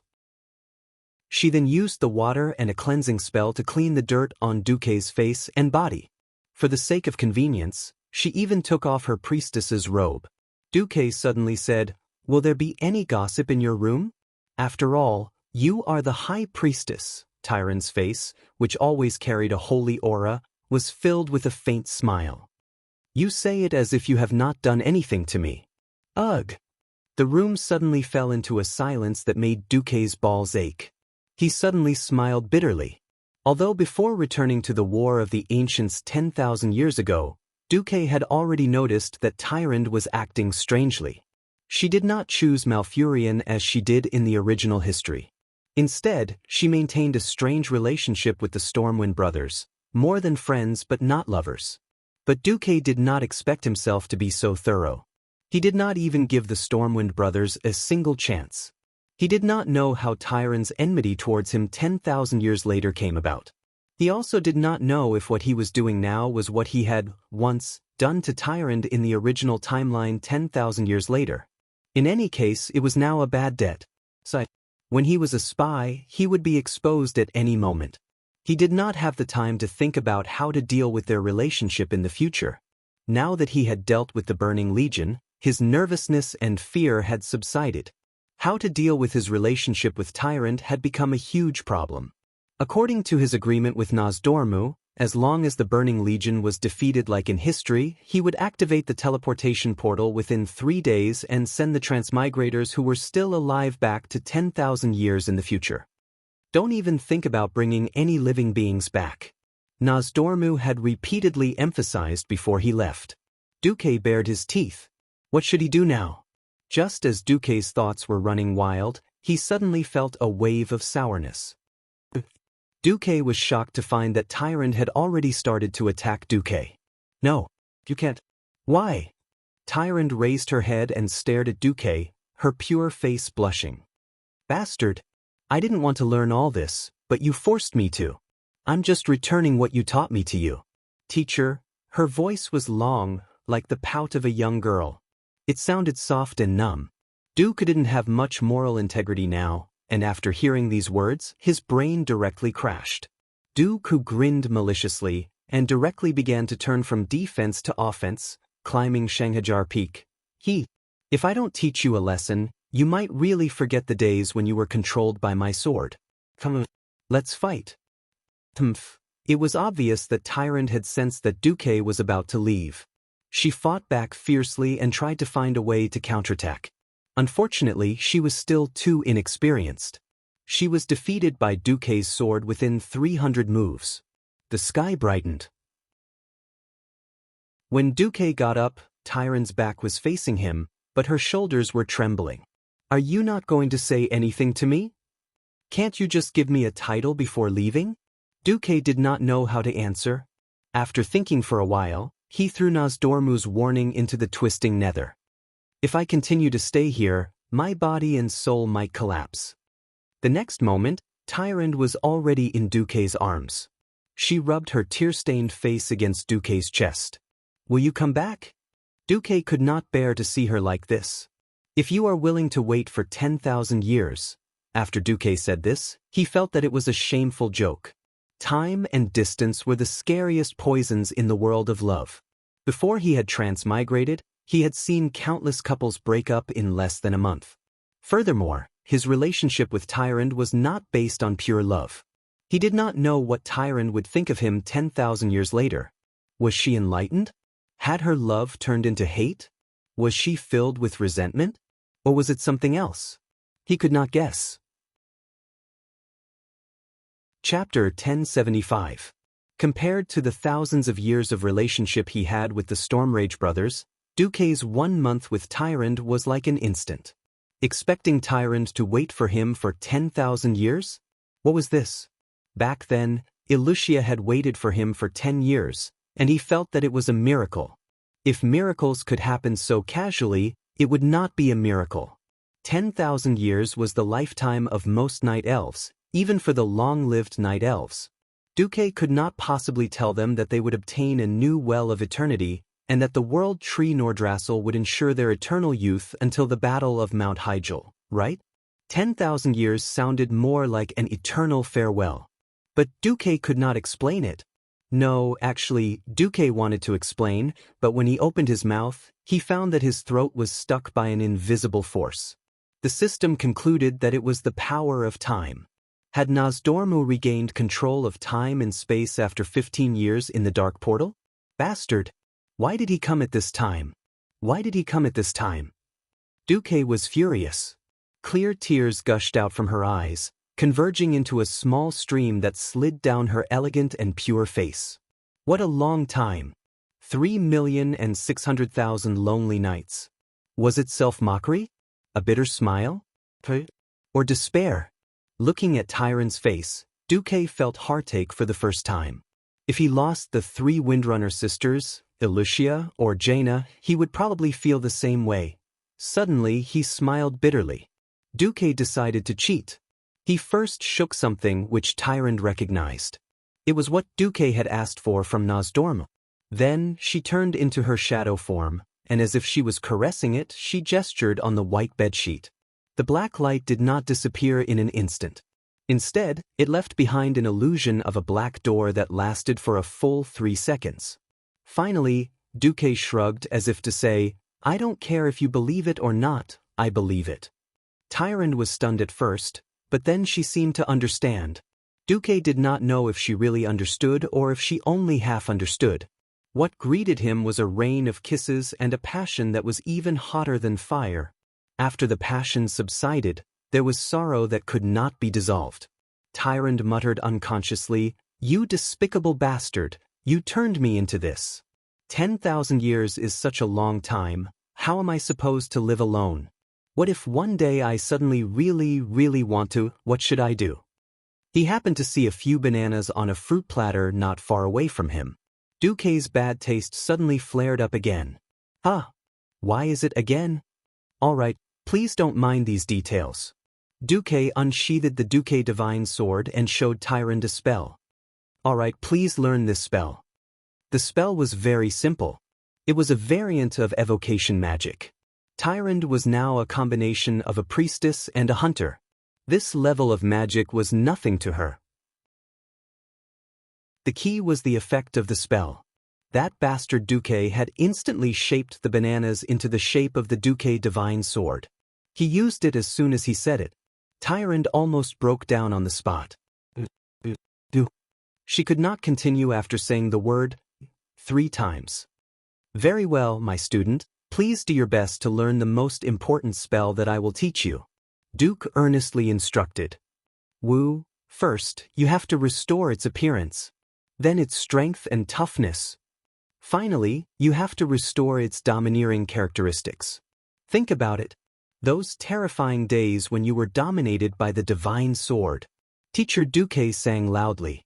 Tyron's face was so red that it seemed as if blood would drip from it. But, she still learned it seriously under Teacher Duque's coercion. After settling everything, Duque stood on the balcony. His naughty face faced the sky at a 45-degree angle, and a tear rolled down his cheek. Teacher Duque praised himself in his heart. Don't blame me. If you want to blame someone, blame me. As a restorer of history, I have to accurately restore history on the shoulders of the Lord of Time, Nosdormu. Alright, my last historical restoration mission in this era, air-dried banana, has been completed. Behind him, Tyron seemed to have sensed something and roared, Du Kong, you bastard! In the morning, he once again went to the moon goddess's temple. This time, Ilun met Duque alone. Tyron was the only one by his side. The moonlight once again appeared in the day, gently nourishing every single magic circuit in Duque's body. Yesterday, after his body had been cleansed of the impurities, it was not that obvious. Today, with the power of the moon goddess, Duque was pleasantly surprised to confirm that the curse that bastard Archimonde had given him had finally been removed. As expected, the curse of a demigod demon was best dealt with by a true god. Duque gently raised his hand, and a dozen elemental light orbs flew out of his palm. The 3 arcane energy orbs of fire, ice, and arcane magic disintegrated, reassembled, and disintegrated again in midair. Duque's mastery of elemental energy left Tyron dumbfounded. So you're a mage? Sorry. I was injured and cursed, and my magic circuits were thrown into chaos. My abilities as a mage were completely sealed. Thank you, Goddess Elun, for your help. Without you, I would have been a priestess for the rest of my life. Isn't being a priestess good? Tyrant was a little petulant. Not really. Do I have to tell you that every healer in my world has the heart to deal damage? Elun looked at Tyrant, who was like her own child, teasing Duque, and suddenly felt very comforted. If she forced Tyrant to sacrifice herself and ended up with a bad ending, she would never forgive herself. At that time, she had lost all hope and used her precious divine power to protect Tyrant. Fortunately, this man called Du Kong had appeared out of nowhere. She knew a lot about Tyrant and the Stormrage brothers. But there was no other way. This was the best outcome. It was just that Tyrant would probably have to suffer. Duque and Tyrant also realized that they had gone too far. After fooling around for a while, they regained their composure. Elun continued, 4 of the items you obtained from Sargeras cannot be converted. They will bring you the deepest depravity. Then please destroy them for me, goddess. But Duque's heart was itching. It wasn't easy to get equipment from Sargeras, but most of them couldn't be used. Alright, I remember that there were 5 boxes in total. Elun's blurry avatar smiled. Thank goodness. And this one is the most compatible with my attributes. I can handle it for you. Duque looked at it, and his heart almost flew out of his chest. Moonlight Chalice. Chapter 1076. The Moonlight Holy Grail wasn't very famous among the players, but that wasn't the point. The point is, all you need to know is that it came from Sargeras. In the future, it would be brought into Sargeras' tomb, and could only be obtained from the Moon Sisters. In essence, this was an accessory for healers. However, after being personally adjusted by the Moon Goddess, Elun, its attributes had changed greatly. The basic attribute of the entire accessory was intelligence, but it was a ridiculously high intelligence bonus. How high was it? For a radiant moon wizard, it was about 1,000 stories tall. Even Duke, a Breaking Dawn archmage, was forcibly raised to the level of a rank 3 Breaking Dawn after enjoying the additional magic circuits. He wasn't even at the peak. Duque absolutely believed that this item, which should have only appeared after the 7th version of the game, would definitely last him until he reached the demigod stage. Apart from the intelligence bonus, the special effect of the Moonlight Holy Grail was also very amazing. When activated, it would grant haste in the day and critical strike at night. What an interesting piece of equipment. Duke, who had originally come to the ancient war with the intention of working to repay his debt of gratitude, was truly overjoyed. Thank you, Goddess Elun. Thank you. Duque bowed 3 times in a row in a rare moment of obedience. Compared to Shaman's huge gift bag, Jaden's gift was only average and within expectations. Even so, Duque finally managed to gather a full set of equipment that should have been at the Sunwell Highlands level in the future. Paired with the Wings of Death and Shaman's Moonlight Holy Grail, he was armed to the teeth. Of course, Duque wouldn't neglect Tyrant, and gave her a set of priest equipment. Those who stepped into the realm of heroes were all very powerful. For example, Tyrant was a huntress and a priest at the same time. In theory, she could wear chainmail like a hunter, but considering that her most lethal skill was the divine arts, her attire was more inclined towards cloth armor. In the War of the Ancients, many demon lords had been killed. Unfortunately, Ronan and the others were all fattened up on Mount Hyjal, and basically didn't care about them. In the end, only Krasus changed his equipment. The problem was that this guy was a dragon. Dragons were the race that hated equipment the most. Their own scales, claws, and dragon breath were their strongest equipment. 3 days after the end of the Primordial War, it was finally time to part. Whether it was Ronan, Krasus, Grom, Vanessa, or Duke himself, they all felt like they were in a trance. Not to be tolerated by the world. Does not exist in this world. The world was rejecting Duque and the others, rejecting them. The indescribable feeling of the heavens and earth pressing down on them made it hard for them to breathe. On the balcony of the Elun shrine, Elun's incarnation led Isra and a group of demigods, while Tyrant led Malfurion and a group of mortals. They stared at Duque and the other four. They had only known each other for a short period of time, but everyone knew that without these mysterious and powerful helpers from afar, this earth-shattering battle would have ended with the Burning Legion's complete victory. This was especially so for this mysterious Dukong. As the core of the group of 6, he did not hesitate to disgrace himself by joining the Burning Legion, reversing the portal, destroying the Void Fortress in the twisting nether, and completely annihilating billions of demons. In one fell swoop, he established at least 10,000 years of peace in Azeroth. Until now, no one asked where the group of 6 came from. Everyone had a common goal, the Burning Legion. It was enough to understand this.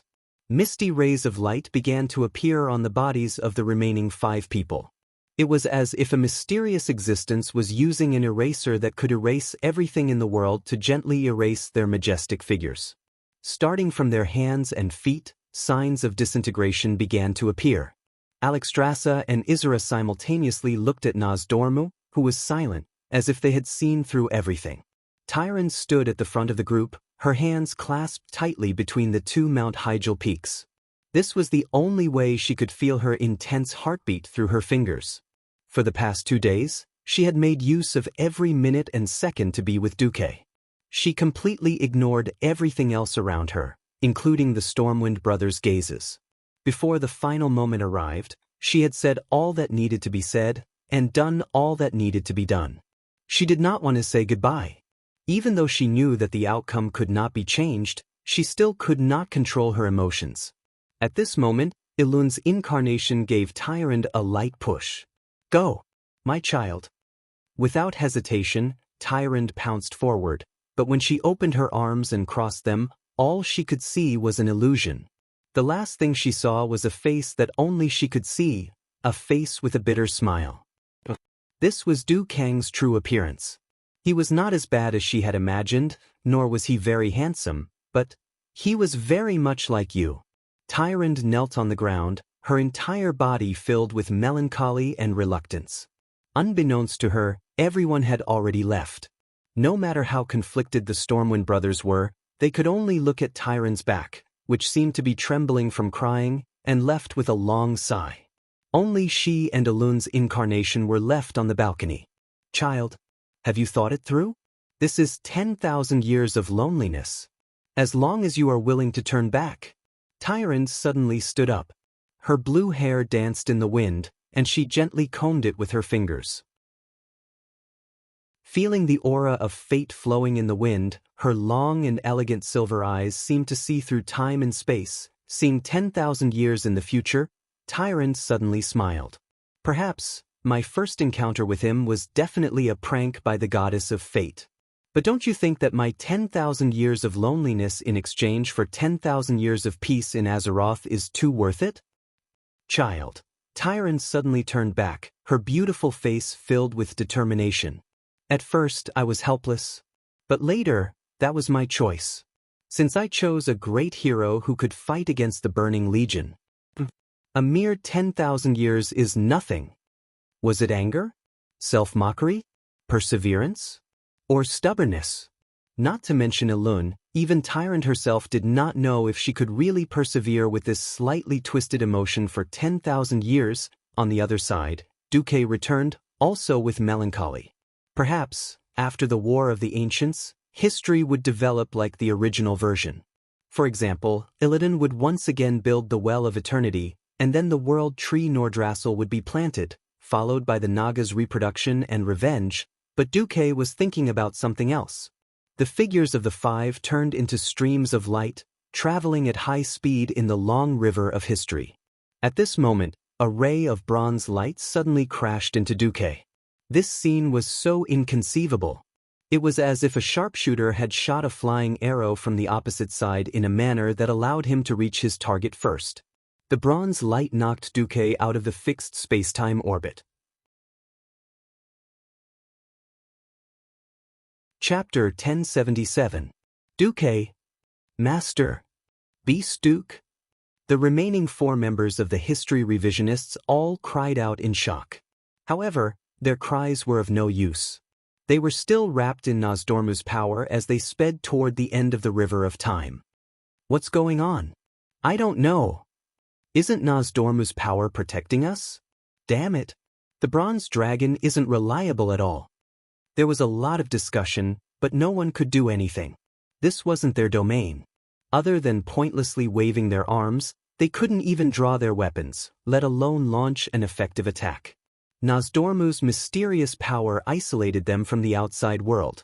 Apart from seeing, speaking, and listening, they couldn't do anything. The power that collided with Duque seemed to be bronze too, right? Krasis asked. Ronan frowned. Did Nosdormu suddenly give Master a new mission? Vanessa was furious. That's not how you order people around. Grom hammered his thigh. Bastard. Then Lord Roar fell silent. No one knew who he was cursing or what he was cursing at. At this moment, in the void of the time crevice far behind the four of them, Duke was staring at a huge bronze dragon in the air. Hello. Duke Marcus. I am Andam, a subordinate of His Majesty Nosdormu. The bronze dragon lowered his head slightly to show his respect. Duke didn't even lift his eyelids, as if he was in a half-awake state as he sized up this huge bronze dragon. I'm sorry to interrupt your return. There's an emergency. Time and space are in disorder again. His Majesty's command, you, Duke Marcus, are to head to the point of disorder immediately. Help the founding Emperor Sorodin and the High Elves defeat the Trolls during the Troll War 2,800 years ago in your original timeline. Help him build the Arather Empire. With that, a green light flashed in Andam's hand. A magic scroll appeared in his claws, and he handed it to Duque. It was clearly in order. Duque frowned. Let me have a look. Yes, the situation is urgent, so there's no time to explain. Please take a look at the order book for the specifics. I'll open the time passage to the Troll War right away. Then, after seeing Duque take the scroll, Andam began to cast a spell. His dragon claws, which only had 3 fingers, cooperated with the spell and made all kinds of complicated gestures. Soon, a hazy and illusory portal was about to form. At this moment, without any sign or reason, a thin golden sword pierced through the gap between the scales on Andam's back. It extended to the length of a spear and came out of Andam's chest. Andam let out a shrill roar and swung his tail at the ambusher who had injured him. The dragon's tail, which was strong enough to shatter mountains, missed. He covered his chest with his left claw and twisted his neck. Only then did he see the ambusher, Duque. With Ice Queen in his left hand and Tjendolf, the legendary sword of the white-robed sword saint, in his right, Duque had a mocking smile on his face and stared at Andam maliciously. Duke Marcus, how dare you hurt me? Do you know what you're doing? You're challenging His Majesty Nosdormu. Are you declaring war on the entire bronze dragon race? Andam roared. Duque was unmoved. Instead, he sneered. Pretend. Keep pretending. You're just a stupid eternal dragon, and you want to fool me? Andam's face suddenly darkened. No, his whole body began to turn black. The wounds on his body were healing at a high speed, and his body began to expand rapidly. In less than a second, his entire body doubled in size. As a mortal, Duke Marcus, you're amazing. You actually found out? May I ask, how did you find out? In terms of appearance, Andam was still a bronze dragon, but his color had completely turned into a deep and terrifying ink black. Duque tilted his head. From the moment I was thrown into the twisting nether for no reason, I realized that someone wanted to kill me. And this guy is a super strong person with the power to interfere with the timeline. At first, I thought it was an ancient god, but then I locked my target on the eternal dragon body. Mortals don't know about us. Even Nosdormu doesn't know much about us. But I do. Duque interrupted Andam with unspeakable pride on his face. Yes, this was also the pride of a transmigrator. As if choked to death, Andam laughed crazily. Stupid guy, do you think you can fight back? You have no chance. Idiot, look at what you have in your hand. Duque waved the magic scroll in his hand. You mean this thing? Sorry, the whispers inside are useless to me. This time, Andam's expression finally changed. Impossible. Duque's face was full of the smile of a victor. The whispers of the ancient gods are indeed powerful. But that's only for you silly dragons and other mortals. As for me, he, really he. Although Andam couldn't grasp the essence of the word, he, Duque's expression almost drove him crazy. That's right. That's the expression. Whether it's you eternal dragons or Sargeras, I like to see you sad and indignant, and want to kill me, but can't do anything about it. Duque was smug. He also had the capital to be smug. There was nothing more satisfying than throwing the opponent into a trap that he had set himself after he had broken the game. The whispers of the ancient gods? It was indeed powerful. Unfortunately, the whispers had a prerequisite, and that was to directly affect the deep subconscious of the victim. But ever since Duque had infiltrated the Burning Legion, he had been dividing his spiritual sea into layers and using the system to simulate a seemingly independent spiritual world in the shallowest layer. And from beginning to end, Duque couldn't speak the language of this world. Almost everything needed to be translated by the system. After Duque's special instructions, the whispers of the ancient gods became like this. Have you finished your homework?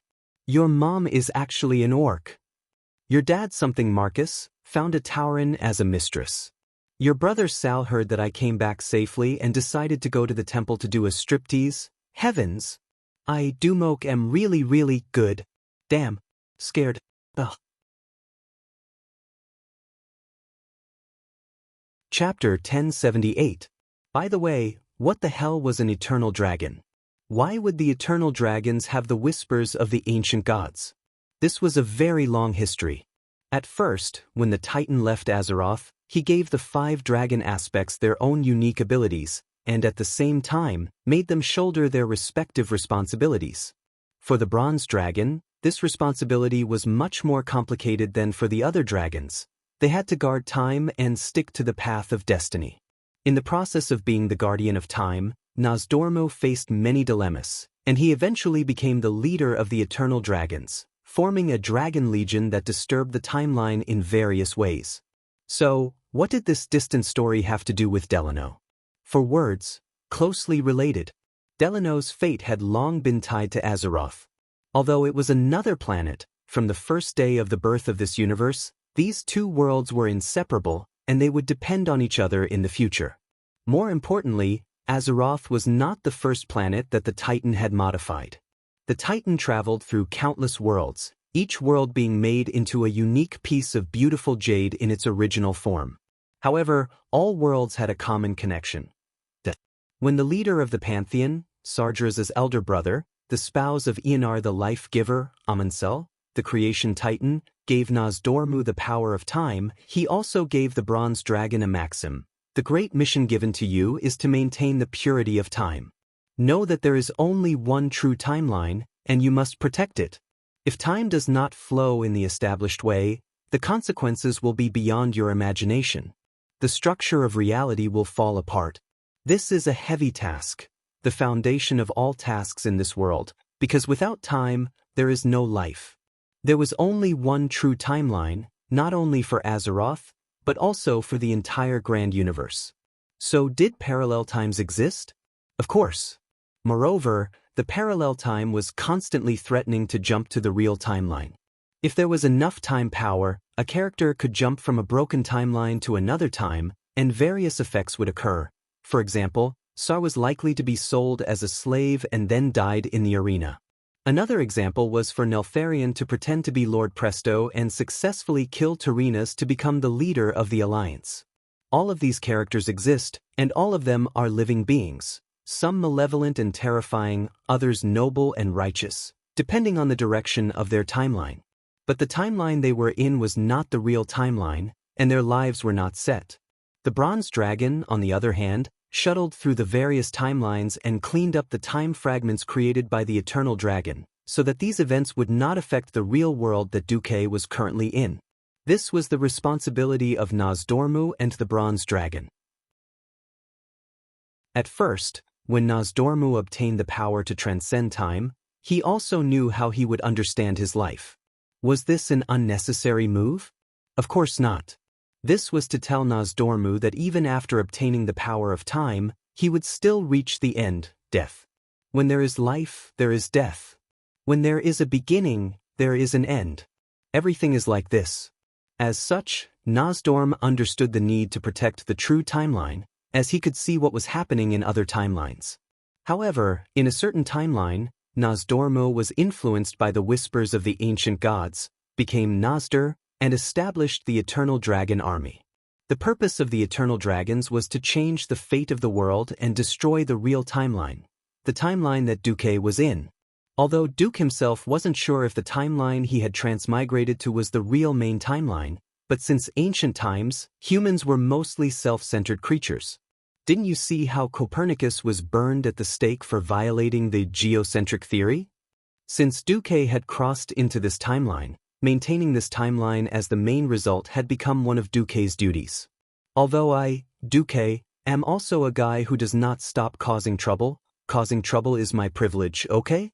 You eternal dragons who have been brainwashed by the ancient gods dare to say that you want to destroy the world that I have fought for and destroy my harem? Who am I going to attack if not you? The eternal dragon who claimed to be Andam was so angry that his lungs were about to explode. Perhaps he was Andam, but he could only be the brainwashed version of Andam in that collapsed timeline. He wanted to kill Duque. How could Duque not want to kill him? In the time gap above the river of time, an eternal dragon and a traveler started a life and death duel. In Duque's sight, Andam forcibly healed the wound on his chest that had just been pierced by Duque. Ha! Stupid mortal! Nosdormu's lackey, you don't understand the greatness of time and the power of time at all. All your damage is ineffective against me. Ha! Andam laughed wildly. Then he was slapped in the face by Duque. I don't know why a certain eternal dragon used up 30% of the power in his body to turn time back to a time when he was not injured. Andam's laughter stopped abruptly, and there was clear fear on his extremely anthropomorphic face. Andam the eternal dragon, you can deceive idiots without common sense, but you can't deceive my eyes. Duque pointed at his eyes, but he was actually pointing at the system parameter display on his retina. There, Andam's HP bar was full again, but his blue bar had dropped by a full 30%. More importantly, the system determined that Andam's hostile level was not the undefeatable skeleton level, but the rare elite silver dragon level. The fattest thing in this world was, of course, the boss, but in the normal solo state, rare elites were also a good way to make a fortune. You know nothing about the battle in the realm of time. Andam roared, and it seemed to spit out a black flame behind him for no reason. Unexpectedly, Duque neither advanced nor retreated, and directly took 3 steps to the left. Something strange happened. The next moment, the black flame actually passed through Duque's left side. It looked like Duque had almost hit the dragon's breath, but he was actually unharmed. Impossible? How can a mortal see through it? Andam was so surprised that he almost bit his tongue off. Isn't it just the calculation of time and space? Duque looked at Andam as if he was a mentally handicapped child, which almost made Andam go crazy.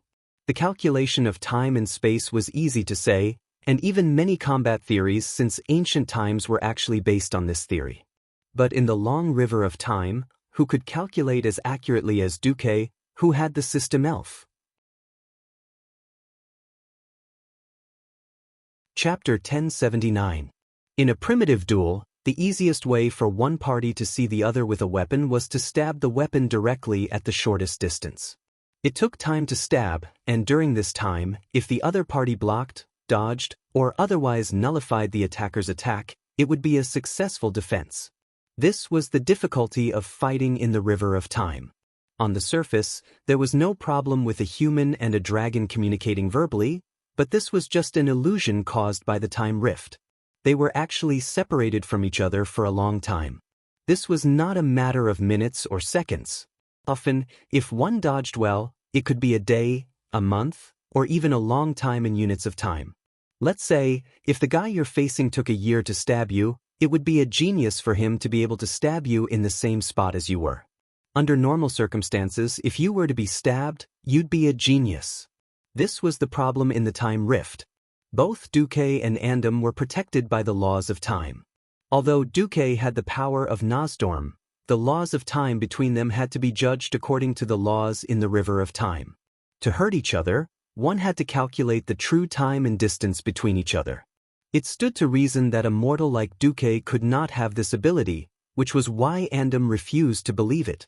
However, in the next moment, Duque slapped the eternal dragon in the face with practical action. Slap. A huge palm of arcane energy slapped Andam's dragon face. This was not just a simple slap in the face. With the power of time in the river of time, the slap actually collapsed half of Andam's face. On Andam's long dragon mouth, the upper and lower lip muscles that covered the right dragon tooth were all slapped away. Strangely and terrifyingly, there was no blood splattering everywhere, and all the wounds turned into scabs in an instant. It could be clearly seen that many of the dragon teeth in Andam's right jaw had cracks, and then they gave off an ancient feeling. Finally, the teeth fell out. The eternal dragon's strong teeth were not destroyed by the impact, but old. Duque's magic attack actually attracted the power of time, directly accelerating the decline and aging of the injured part. This time, Andam was afraid. He was truly afraid. He flapped his wings with all his might, striving to widen the time distance between him and Duque. At the same time, he shouted, Your true form is a bronze dragon? Bronze dragon? Duque sneered. At the same time, his feet did not stop. I'm not such a high-end existence. I'm Duque, a mortal, although ordinary but a little special. While smiling, Duque walked towards Andam at a seemingly slow pace. Only the eternal dragon, who also used time as a weapon, knew the horror of Duque. Every step he took seemed to be strolling leisurely, but he actually avoided every unstable node in the dimensional rift, and then stepped on a small tributary that could accelerate the flow of time. The principle behind this method of playing was no different from surfing, but the danger involved and the grasp of time were simply exquisite. Such a method was far superior to that of an eternal dragon born as a bronze dragon. No, it can't be, Andam shouted. Am I going to be killed by you like a target? Is that what you think makes sense? Duque snorted. While the two enemies spat at each other, their hands were unwavering. Andam blasted dozens of dragon breaths, as well as over 100 kinds of offensive spells that Duque knew or couldn't figure out at all, at Duque's head. In Andam's imagination, with Duque's weak vitality, just one hit would make him kneel. Fragile? Perhaps it was. Compared to the big, powerful lizards like the dragons, the human body was too fragile. In other words, because of the dragon's strong vitality, they could have many opportunities to make mistakes. Humans, however, could not. Many people would be frightened and cowardly in such a situation where they would die in one hit, and they would greatly lose their level. In the past, Duque was likely to be like this, but 15 years of experience had long turned Duque from a rookie who could not fight at all into a beast feared on the battlefield. Andam's attacks seemed to be a storm, but Duque still looked like he was oblivious to everything and was playing with elegant micro-steps. Under his feet, there was a colorful light that condensed all the past historical fragments of the world. If he was not careful, he could fall into a certain period of history and never come out again. Either he would be integrated into that period of history, or he would be swallowed by that period of time and space. Not even his bones would be left. In front of him was the violent and brutal destructive power that gathered all the killing intent of the eternal dragon. If he was hit by one, it would be enough to turn Duque into ashes and disappear from history forever. Even Nozdormu could not find a trace of this terrible attack. But Duque had a 100% dodge. No. Impossible! Andam screamed, but he could not stop Duque, who was holding a golden sword, from approaching him. Duque also fought back, and countless hands of magic appeared above the river of time, shooting into the void without any rhyme or reason. It seemed like a waste of magic power to shoot randomly, but when Andam tried to dodge Duque's frontal attack, he was shocked to find that those shots actually blocked his escape route.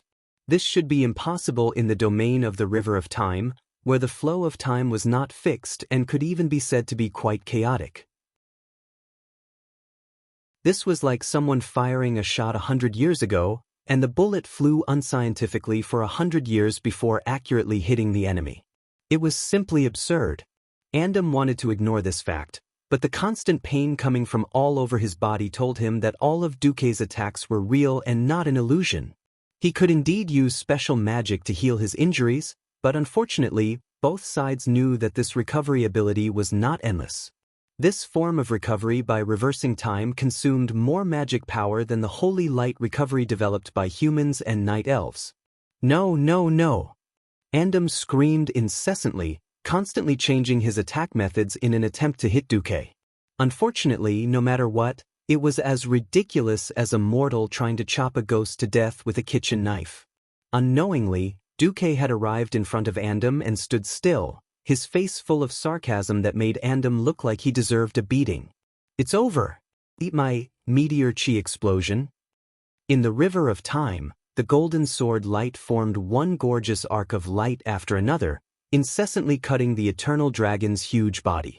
From the initial 100% recovery, to black blood splattering everywhere, and then to screams, 3 seconds later, when the 1024 sword slashes were finished, the river of time returned to deathly silence. Chapter 1080. Villains died because they talked too much, and righteous people died because they talked too much. Speaking of which, everything that Duque said before could be included in the scope of mental attacks. It wasn't until the system prompt said that the eternal dragon Andam from another timeline died that Duque breathed a sigh of relief. Damn, the Moonlight Holy Grail is too awesome. Duque suddenly discovered that because Gandalf, the legendary sword of the white-robed sword saint, was a rare and strange magic sword, it enjoyed the complete magic bonus, and the Moonlight Holy Grail was effective. And in this place where it was impossible to distinguish between day and night, the amazing Moonlight Holy Grail could trigger 2 special effects at the same time, spell haste and critical hit. What was even more incredible was that in this space where time could be compressed and extended infinitely, attack speed and critical hit damage could be stacked almost infinitely. This was the birth of the completely unreasonable 1024 sword strikes in 3 seconds. The Eternal Dragon was actually chopped by Duque's melee attack. Duque quickly searched Andam's body and quickly calmed down. He sensed Nosdorm's power and let himself fly back to the space-time route that Nosdorm had set for him on the River of Time. In the end, Duque didn't have the ability to travel through time on his own. He could survive on the River of Time entirely because of Nosdorm's power. Here came the problem. As insurance, Nosdorm must have injected a lot of power into Duque in the process of sending him back to the modern world, but no matter how much it was, it wouldn't be double. According to the system's estimation, it was about 130%.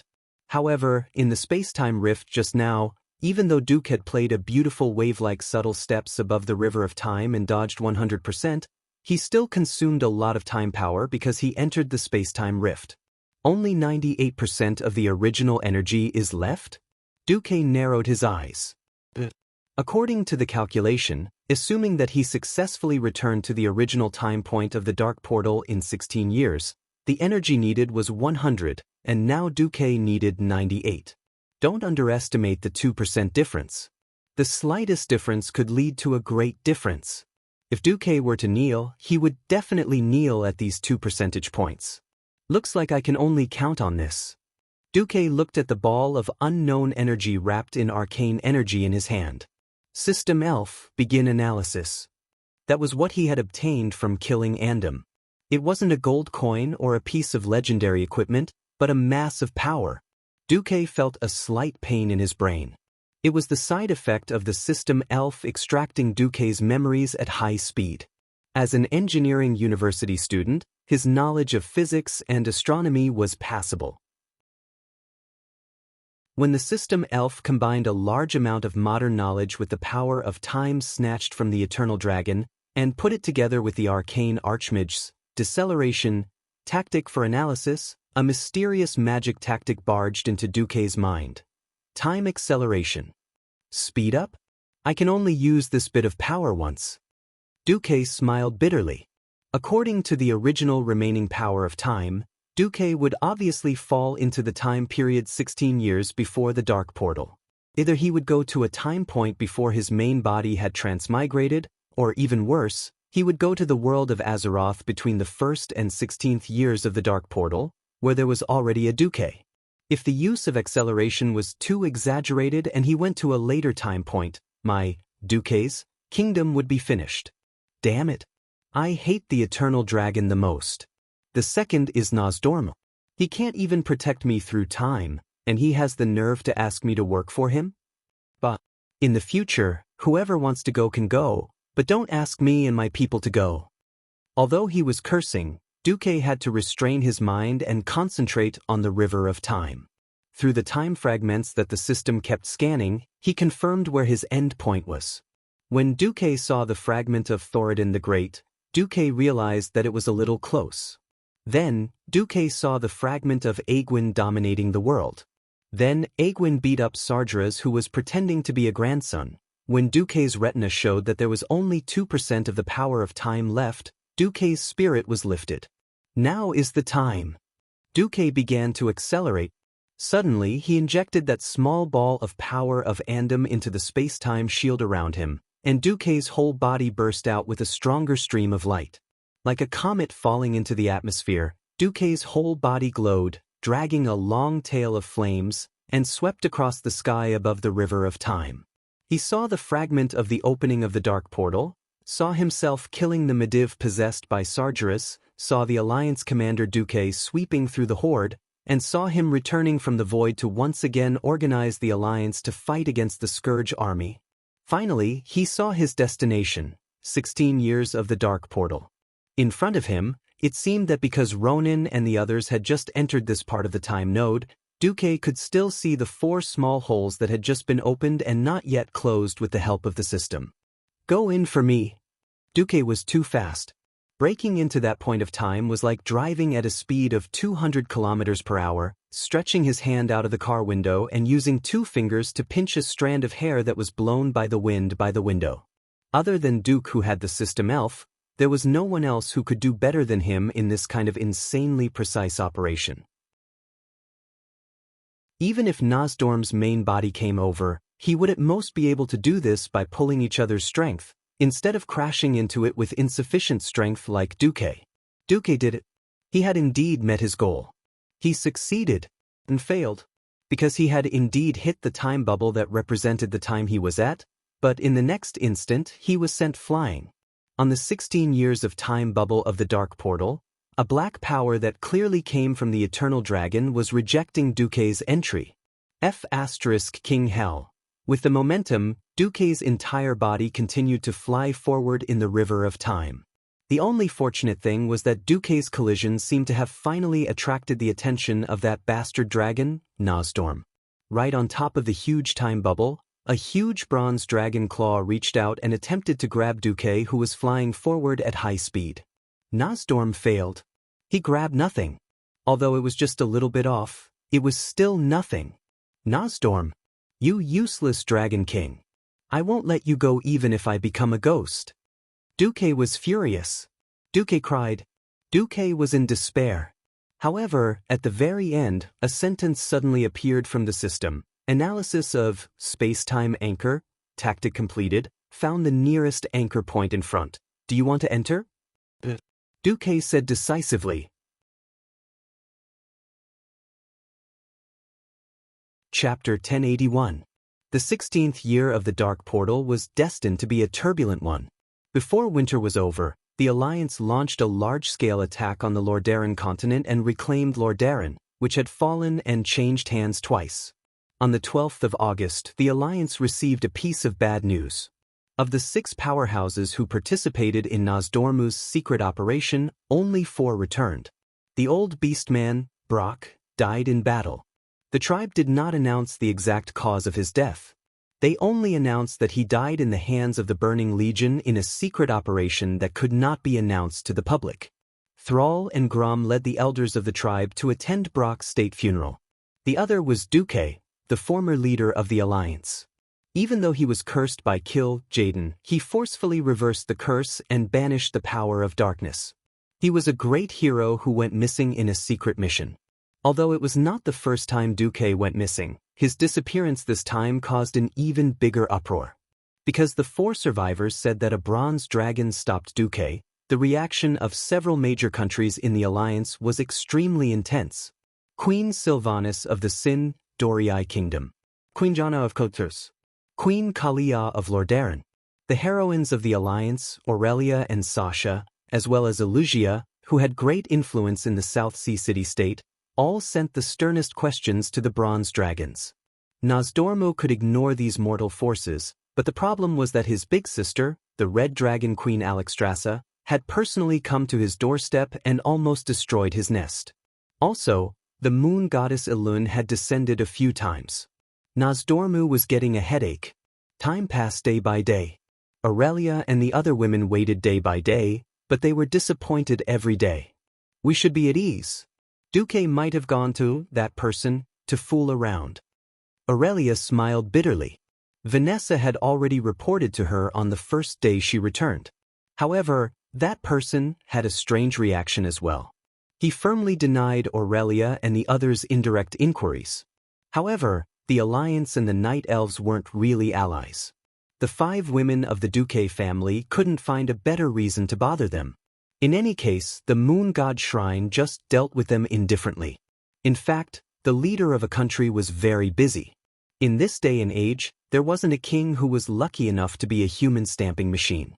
Every family has its own troubles. Sin Dorii and Tiras were busy rebuilding, and Elugia also needed to use the power of the South Sea city-state and the Marcus family's merchant fleet to help these 2 families. In the end, the only ones who were free were the Windrunner's eldest sister and 3rd sister. Tyrande would visit Aurelia or Sasha whenever she had the time. She didn't have the time to leave them hanging. The days of the Night Elves were really not good.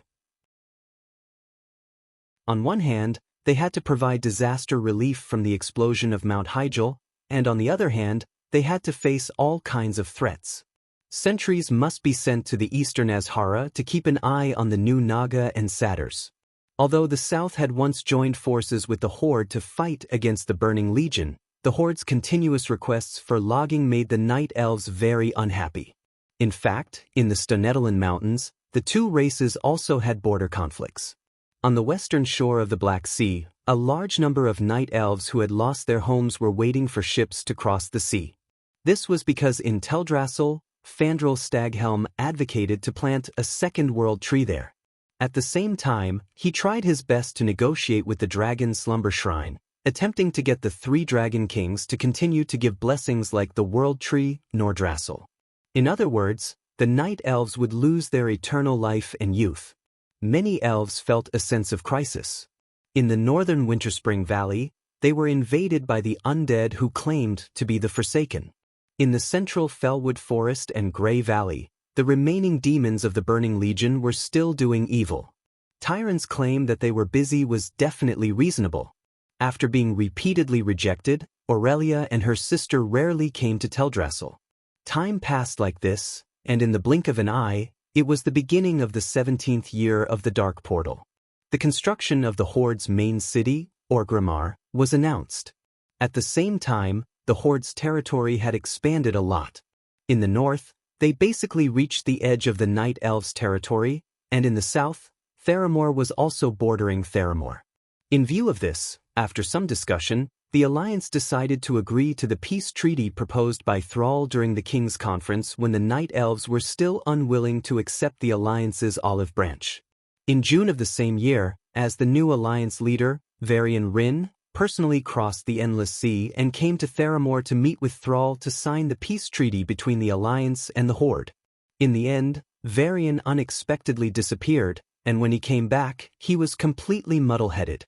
The Alliance suspected that it was a conspiracy by the Horde, and there were even conspiracy theorists who directly accused the Horde's wizards and warlocks of doing this. Thrall could not defend himself, and the relationship between the Alliance and the Horde suddenly froze. Time continued to pass. Who knew how many days, months, or years had passed? Suddenly, a huge ripple appeared in the thick clouds in the night sky.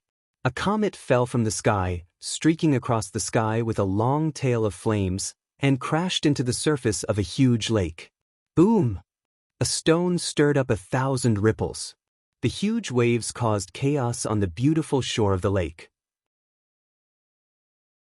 After a short but intense wave that was like a tsunami crashing into the shore, it was a mess everywhere.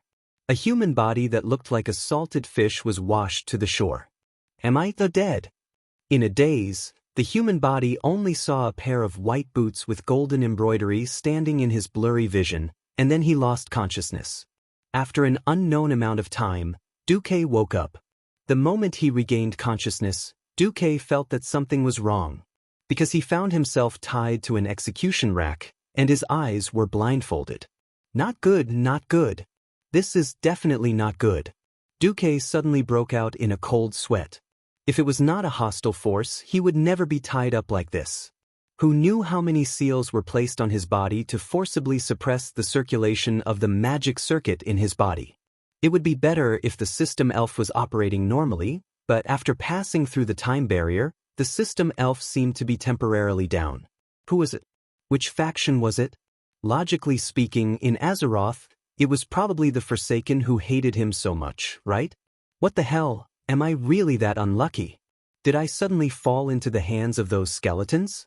Or did history change drastically again, and I came to a time when the situation is collapsing? Suddenly, a deliberately suppressed voice sounded in Duque's ear.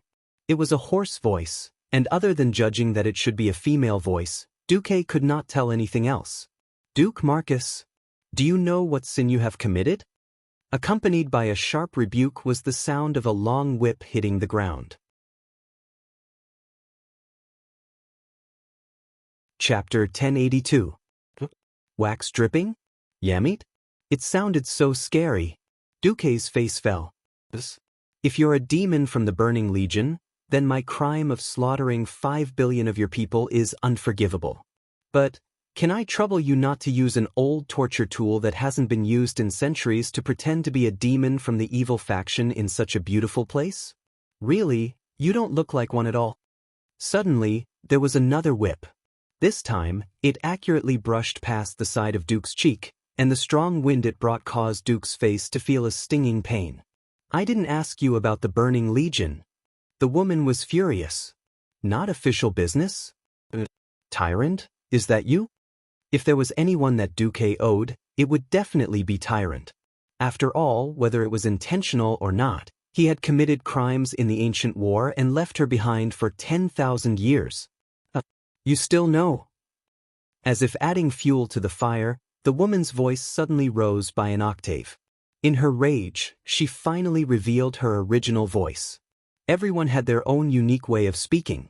Tyrant's voice, which was filled with holiness and did not seem angry even when she was angry, was something that only the priestesses of the Moon Shrine possessed. Duque no longer hesitated and used his ultimate move. He did something that she definitely did not expect. He used his muscular strength and broke the 2 rusty and brittle shackles on his wrists in a very manly manner. The next moment, he followed the voice and hugged the beauty in front of him. I'm sorry, Tyrant. Before Duque could finish speaking, he instinctively felt that the woman in his arms was not Tyrant. The height of her breasts was completely different. One had to know that before he transmigrated, Duque had visually measured Tyrant's size. Over the past 10,000 years, she had not weakened at all. Alright, here comes the terrible question. Who is she? At that moment, Duque clearly felt the malice of the goddess of destiny. As the black cloth in front of his eyes slid off, Duque could clearly see that he was hugging a green-haired priestess. Less than 5 meters in front of him, the main character of the scene, Tyrant, pushed open the door angrily and saw everything perfectly. Such a melodramatic scene, who dares to tell me that no one deliberately arranged it? Duque, will be the first to not believe it. But, as expected, Tyrant flew into a rage. Duque, Tyrant raised her hands and used her ultimate skill, Starfall? Duque's face froze. What had happened to Tyrant in the past 10,000 years? Why did it accumulate so much resentment? Duque had no way of knowing the answers to these questions. All he knew was that things were getting out of hand. The thick clouds in the sky were suddenly parted by a huge meteor, bringing with it the shrill cry of death as it crashed down. It was a meteor the size of a carriage. Only Tyrant, as the high priestess of the moon goddess, could accurately use Elun's power to make the meteor fall from outer space towards Duque. The blue beam of light locked onto Duque's forehead was the best guide. Under the power of the moon goddess, the meteor sped up and sped up. From breaking through the clouds to landing on Duque's forehead, it took less than 3 seconds. Perhaps Duque could have chosen to dodge or use his Breaking Dawn magic to defend himself. If not, he could have used Ice Barrier to take the hit. Duque did not, because when he saw the anger written all over that beautiful face that seemed to have been separated for only half a day, Duque's heart suddenly ached. What happened to Tyrande was also recorded in the original history. In the original timeline, she was also captured by Savis, but because of the Gemini's strategy, even Archimonde could not touch Tyrande under Elun's power. Even so, many night elves were unhappy with Tyrande because of this, believing that she had already submitted. In fact, being captured was a humiliation in itself. Because of this, rumors began to spread. They said that Tyrande had been tainted by demons and had lost her purity, so she did not have the right to be the high priestess of Elun. They also said that Tyrande had already betrayed her people like Queen Azhara, but there was no evidence. There were even rumors that Tyrande had instructed Malfurion to protect Illidan, who should have been sentenced to death. In the original timeline, Tyrande was already so sad. Now that Duque was a living witness, Duque could totally imagine what kind of scolding Tyrande had endured in the past 10,000 years, such as being despicable, immersed in lust, abandoning the Stormrage brothers. Duque silently sensed the falling meteorite from the sky. When the death that fell from the sky smashed the roof and was about to fall on his head, Duque still made a heavy decision. It seemed like he had not died for a long time. Then I'll die this time, I owe you. Arcane impact. With only the force of impact pushed the woman in his arms away. Duque looked up 45 degrees to the sky, with a faint smile on his face, and opened his arms. Accompanying that resigned expression was the tear that flowed from his left eye. When the meteorite was less than a meter away from Duque's head, Duque silently mouthed 3 words, yes. Rise. Then, Duque calmly closed his eyes and waited for death to come. Whoosh! Very abruptly, the sound of destruction came to an abrupt end. The once incomparably noisy world seemed to have been erased by the attack of the gods. Death did not come as expected. 1 second. 2 seconds. 3 seconds. When Duque could not help but open his eyes again, he saw an incomparably shocking scene. The meteorite that seemed to be able to pierce through a mountain had actually stopped less than 10 centimeters away from his head. A bright white light enveloped the entire meteorite, preventing it from descending any further. The next moment, a head of long blue hair with streaks of silver covered Duque's entire vision. Before he could even react, Duque's lips had already been taken over by an incomparably domineering force. Under the immense force in front of him, Duque's entire body fell backwards, and he felt dizzy. That familiar deep kiss, that familiar feeling of her chest. That's right, it's definitely Tyrande. Duque was a little confused, but this did not stop him from enjoying the beauty's love. How long did they kiss? Almost to the point of suffocation. It was only then that Tyrande lifted her head reluctantly. Looking at the silver thread that connected their lips, Tyrande's face flushed red in an instant. Bastard! Why didn't you dodge? Tyrande scolded.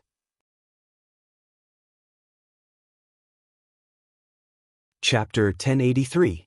At this moment, Duque was possessed by the best actor. At this moment, Stephen Chow and Duque were together. Even though it was not a complete lie, Duque still decided to use this nuclear bomb level line and changed it. Once, the goddess of fate placed a strange but sincere love in front of me, and I could not cherish it. In the 10,000 years that I spent in the river of time, I spent every day and night in regret. This is the most painful thing in the world. Since the heavens have given me a chance to reunite after 10,000 years, even if I die at the hands of that woman, I will say, I'm sorry, but I love you. Bastard, how can I hate you when you're like this? Tyrande's tear ducts burst. Because she was on top and he was on the bottom, her bead-like tears washed Duque's face. Duque smiled bitterly and touched the side of Tyron's face. He comforted her gently. It's okay, I'm back now, right? Sob, sob, sob. I'm so touched. I don't hate you anymore. Hearing the crying from next door, Duque felt a little awkward. Who the hell are you? Why are you crying too? Tyron was so angry that she laughed and turned her head. Chandries. This has nothing to do with you. I'll deal with you for imprisoning Duque later. Duque was dumbfounded. I'm sorry, she's Chandries, my adopted daughter during the ancient war. Sigh. I can't even get rid of her. Sigh, I shouldn't have spoiled this little girl. Please. I'm over 10,000 years old. Chandries grimaced. Duque wanted to facepalm. Of course he knew who Chandries' feather moon was. After the cataclysm, the feather moon's stronghold was on land, and a troublesome hunter kited it to Orgrimmar.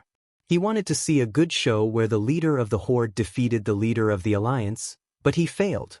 Brainless Howl and Gammer lost to her in single combat. The most overpowered thing was that she had inherited Tyrant's Starfall and Prayer of the Moonlight Goddess, which allowed her to attack the entire screen.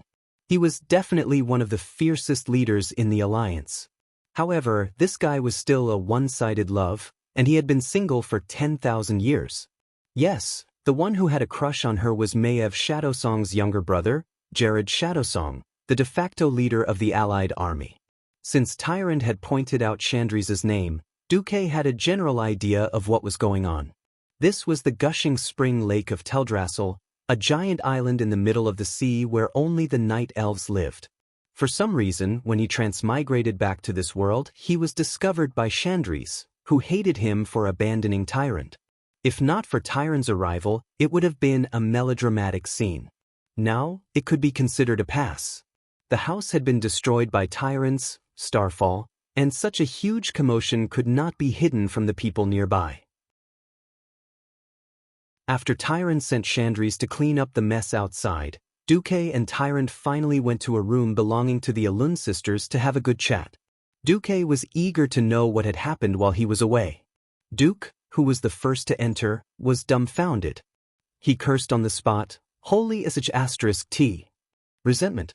Soaring resentment. Thousands of bananas, like dried meat, were hung on the four walls with their eyes wide open. These dried bananas looked like specimens that had lost all their moisture, but still maintained their bright yellow color. They were arranged neatly from floor to ceiling on the 4-meter-tall wall.